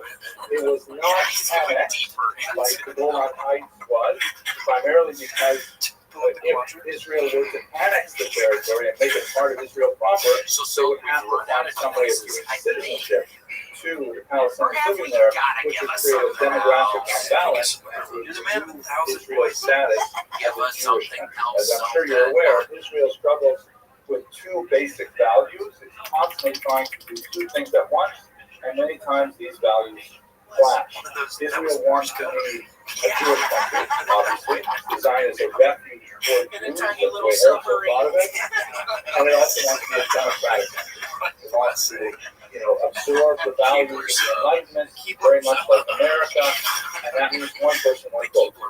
And so the challenge is, if you don't have a majority Jewish population, then it will democratically very much vote to simply no longer be Jewish. And so democracy or democratic values are sometimes sacrificed to preserve But if it's other small values summary, though, of being you a take the Jewish state. stairs, it would be. This is a highly problematic challenge that Israel is constantly faced with, and it's really at the just crux take of it the down one state underneath. Don't you get into a submarine from So stairs Israel via the top of it? reports Isn't to that administer the state. They use the term either administer or occupy, sometimes have different so many connotations. ladders, so many And a messed up, small so many number of Jewish settlements are set up. Here you see the satellite image. The regions colored blue are where you had Jewish settlements between 1967 and 2005. Some of them were very successful ventures like the Gucci, hydroponics, and so on were developed in Gaza. However, by the year 2005, Ariel Sharon, the Prime Minister of Israel, decided that it was a demographic time bomb. There's no way that they could hold on to Gaza with its some 1.5 million Palestinians and roughly 5,000 Jews. It was an extremely expensive endeavor, not only militarily and economically, but also socially to serve it. And so, in a matter of great controversy, but supported marginally by the majority of the Israeli population, Sharon pulled out of Gaza in 2005. And so it was a very traumatic moment, much more traumatic than when pulled out of northern Sinai. But the thinking was, maybe, first of all, someone said, we can't keep Gaza, because there are too many Palestinians there. At some point, they're going to demand citizenship in the United Nations. But first and foremost, what are we supposed to do with them? We don't want them to jailers. So that's one aspect. And the other aspect was, maybe if they finally have their own region, the promise of tremendous investment from Arab nations, from Europe, from America, they will begin to civilize themselves, and they will develop a society that we can live alongside as neighbors. That was kind of like the ultimate sort of maybe utopian hope. The Gazans responded very negatively to this, as we shall see. From 2005 to 2006, it was briefly part of the Palestinian Authority, which was an organization or an entity set up by the requirements of the Oslo Accords by giving Palestinians a degree of autonomy in both the West Bank and Gaza. It was primarily engineered very much like the previous photograph of the American president in the middle, Yitzhak Rabin on the left, the Communist of Israel, and Yasser Arafat, former terrorist, they became the head of Palestinian Authority on the right. last for one, his and efforts, he gave me much this like beautiful Saddam shirt. before I him, think this was. Yitzhak Rabin was That's assassinated in That's a wonderful idea. 1995. Does he give the people on the show But the after shirt? 2006, when they had their first Yeah, it's like a election, sweet idea. the Palestinians in Gaza That's the voted roster for of the comics Hamas. who were on It the was show. not It does. an overwhelming result. You can see from That's pretty sweet. this heat map. But This you is only the flip West this thing Bank and here. reverse You it, can see the and you only regions pop where that Hamas did behind out. fairly So well you in the can West see the Bank, fucking but baby Fatah, which was Arafat's party, did better. And here, the main reason they wanted Gaza is because of their strength in Gaza City to the north. But shortly after the narrow victory for Hamas, which was a terrorist organization so designated at the time, they had an internal civil war, and they drove out Fatah entirely. So the region was, as a result of that coup, Everything's good there. Places Casey was and so the response scary. to Israel I was not the peace loving we're going to use all this foreign investment and build up a society. Rather, they used it as a staging ground for a highly ideological war. Started primarily by an incredible number of rockets sent out from Gaza against the Israelis going targets. Israel remarkably able to defend against many of those targets with this phenomenal technological achievement by the Iron Dome. And one of the And that was like an inside job. That was looked at bullshit. October 7th, That one of was the reasons scripted. why There was some perhaps inside the Jews baseball were going caught on off with guard, Casey. The girl knew because the they person moving simply in. relied on their technological superiority, and they were unable to promote that attack. They showed us some wacky ones prior to. So that basically brings us up to Gosh, there was present another day, weird shit looking about at the the eve of scary the war. Remember that one on there? At It was this like point, I was facing that thinking, random street. for You had to about walk up 45 the minutes, so stairs. I take any questions. I'm getting dizzy even thinking about it. I'm not even kidding. The windows were all weird. The whole thing was weird. But it's worked out. Yeah, it's been awesome. So the 6 we're running, have you experienced any sort of paranormal activity? Yeah, turn back on the woods. Yeah, that's that bad. You're kidding. So, Oh, so man. for those of you who may not be familiar with the background of this sophisticated I'm going to question, have to do a ghost thing. Casey has Josephus is able to garner the support of his captors, not to kill them, because he says, wait, you don't want to kill me. First of all, I am a prophet, and I prophesy that you, Vespasian, are one day going to become emperor. Vespasian is sort of, tickled by this a little bit. His son Titus was the same age as Josephus, kind of likes the gumption of this person. And his dad, maybe let's not kill him. Why not? Maybe he's right. So he put him in chains. And Kahaba was in a year, Vespasian goes to Rome to claim the emperorship. And at that point, says, Josephus, you wouldn't really have thought that were correct, and unchanged him, and then, that's really fine here. Almost identical story is told of Yochanan ben Zakkai in the Gemara, that he is able to exfiltrate himself from the siege of Rome and go speak to Vespasian and tell him the same kind of thing. And for that reason, Vespasian grants Yochanan ben Zakkai 3 things. He grants him a doctor for Rabbi Tzadok, who is ill. He grants him Yavne. So you're really taking Papa advances side on this for me and Mama. I tell retreat. And there was a third thing which I forgot. Me and Mama believe. Do you realize when Mama when they moved to that house, she was in there with B and they're with me and I'm a little boy, and they hear somebody walking up around in the attic and they call the police. Okay, yeah. Anyways, the stories are almost identical, right? Vespasian doing this to Yochanan ben Zakkai, and Vespasian doing it to Josephus. So, in terms of when these texts were written, we know that Josephus wrote this sometime around the year 76. The Talmud version was probably set to writing, but 250 years later. So, many scholars will certainly say that Vespasian, that the Talmud plagiarized and changed it to his purposes. But we also know that Josephus was a horrible plagiarist, and frequently steals things from several other historians and incorporates them into his own book. And he is certainly not above self-promotion. So, I my parents' age, Rome was where my parents so random. I'd always seen that building, but never knew what was inside. Writing for a Roman audience that doesn't know anything about the black guys. And if he wants to appropriate that story for himself, he certainly has Was he silent or silent? He's actually, by the way, a deeply unlikable character. He's like a narcissist, never misses the chance to knock down his rival, himself. He was actually not that, I don't marriage think fall apart for lots of I reasons, think but trying he to be was given sweet, but wide it's like and got away kind of from a him. somber He was definitely feeling right now. Anyway, so I don't have a reconciliation for you, but I can He tell you why you made your argument. The guy just paralyzed. The guy's paralyzed next to Emmy. I remember that now. He was a death. Yes, Vespasian paralyzed did not from the waist down. Could He talked. Yeah, so Vespasian He was could not talk, but it was talking a lot. It was like looking at Emmy. He was very sad. There's a I great loved him. volume I was set thinking about Ray. that's called Ben Josephus de Casal that goes through every line of Josephus and compares it to any comparable passage of Casal and Right next to the trading card shop. yes, please. That's life, baby. You gotta live it while you have it before they put you in fucking silent hospital. Well, they're really describing different phenomena. We have the war that erupted in 1948 and ended in an armistice, not a peace, in 1949.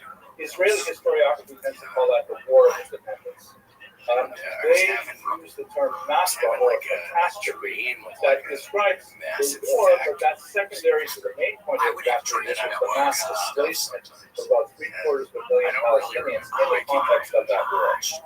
Palestinian historiography tends to emphasize that this argument that the Jews forced them out in the context of the war, and it's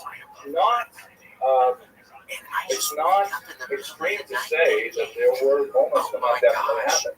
There was something called Plan Dalit, which said basically the Palestinians leave these territories, do not try to stop them. Let them abandon their region because then it'll be better for military and so on. And I think, if you look at there was definitely a whole range of historiography on this. People who are very extremely anti-Israel, people who are extremely, go up there and tell me it was okay. Somewhere in the middle is a guy named Benny Morris, who is one of the more moderate historians. In my humble opinion, I think probably has the closest vision of how to understand the chaos of that war. It also was important to me that Rabbi thinks that this is very little attention, but there is some work being done at Bar Ilan right now on the Jewish background. Because while many cases so deeply dependent on that massive displacement of Jews, and then I start fucking yelling because I realize I'm kind of dreaming or something. And then the next morning I think there's fans right above here, maybe you. And I'm like, they're like, why were you yelling all last night? I was like, why did you wake my fucking ass up? I was having a hard fight here trying to alert everybody. Obviously they didn't know. Ooh, it scared me. Okay, so why don't we go on? Again, it's Tisha B'Av, and I don't mind if you want to leave. That's okay, so but is that when they start getting in your dreams? First it starts at your toes. So let's explore the course of the war. Stage 2, into your dreams. Stage 3, depiction of the destruction of Jerusalem. that's when they're known to tickle how exactly did the war break out? We should remember that so wars that's not too in bad. the world That was are fought better in than spring two, and actually. summer. It's kind of The nice. summer rain, Yeah, it's like the fun autumn and rain games. That's what they get of your trust. October, Stage which is 3. ironically Stage 4 reflected in was a lot food. of the Stage 5. writing about the October 7th massacre as well, really cut down any kind of major military activity. So the war begins in our case in the summer of '66. Justice Flores, who I mentioned earlier, one of the Roman patriarch was, extremely callous about this one particular property was used by residents. Studying for exams, so it was Jews late at approached night. him with And then somebody's just a walking cry around down to there. say, please please, you've got to I say something and nobody says it. It's like nobody in our family is walking around in there. I'm so terrified that I just turned the lamp off right beside me and turned the room black. I don't want to see what it is. It's like, I guess I need to turn the lights off. It's like crazy. It's blacking it out. I'm blacking it out. I don't want to see what's walking right now because I hear something walking. I'd be dead trying to battle it. A small fight broke out. This is hard. Make yourself big like a Jewish bear. cops, younger Jewish men who were willing to fight against the Greeks, and Justice Flores does not intervene at all. The Jews, the older Jews, are forced to take the sacred Torah out of the synagogue and run away from Caesarea because they're worried that the synagogue will be destroyed. The word of this gets to Jerusalem, and the Jewish ones are extremely intense with this kind of behavior and protesting in the street. Justice Flores sends troops down to Jerusalem. There's actually violence in the street between his troops and Jewish citizens there. And then what the first thing is for particular is that while he is there, he decides to raid the temple treasury for a small and bizarre amount. Like I'm asleep, but I can't move. Yeah, that happens to me the idea, though, of penetrating the treasury of the temple and taking any kind of money there was deeply offensive to the Jerusalemites. And he said he was doing it to repair the damages that occurred in the riots. So at that point, this is what really got him mad. Some Jewish pranksters walked around the city carrying their hats, saying that we need to make a collection for Justice Flores. He needs to build some walls. And this he found deeply insulting, and he chose to strike back with great violence. This is when Serenity got involved. But basically, Agrippa comes down, this is the king, and he brought troops that say this is not right. Holy procurer, but maybe sleep paralysis. I'm sure somebody would have an explanation. Somebody would have some sort of explanation about your brain. I'm sure. I don't know. I was just trying to explain whatever it may be. I imagine there's some sort of explanation, but I don't know. I mean, I don't buy it. I'm not buying it. Grant's not buying it. Syria, Korea, which is like piece of Israel and Lebanon and Syria, and he comes down from Antioch. Well, because obviously tensions are very hot in Jerusalem, and he brings with him the 12th region, the full Manasseh region, with perhaps as many as 30,000 Jews, including the region itself and walking against Hillary. So he makes his way down. There's some violence that he uses in the Galilee region of Antioch. You don't think he's maliciously conjuring up spirits via the finally, he comes to Jerusalem, but he does not invade or besiege Jerusalem. Now, at this point, there's a little bit of a confusion between Josephus and chronology. I'm going through the analysis of Guy McLean Rogers and Mason, who argue that basically what he did was he came down to Jerusalem with a show of force, with massive, terrifying legionnaires, and then he found at that point, okay, he's demonstrated Roman authority, he does not have to actually attack Jerusalem, which is difficult. It is a well-defended city, it has a small but reliable water source, he doesn't want to get involved in it, and of course it is October. And there's no point in starting the rainy season in October when the rainy season is about to begin. So he decides that he's done enough, maintained his show of force, it is now time for him to return to Antioch. And at that point, he goes through the Beit Horon Pass, which is a very narrow pass that requires him, because he has such a large train of troops and support, wagons and so on, with regards to stretch his way out, and he ignores one of those basic principles of Roman military strategy. He allows the troops to separate themselves from the baggage train.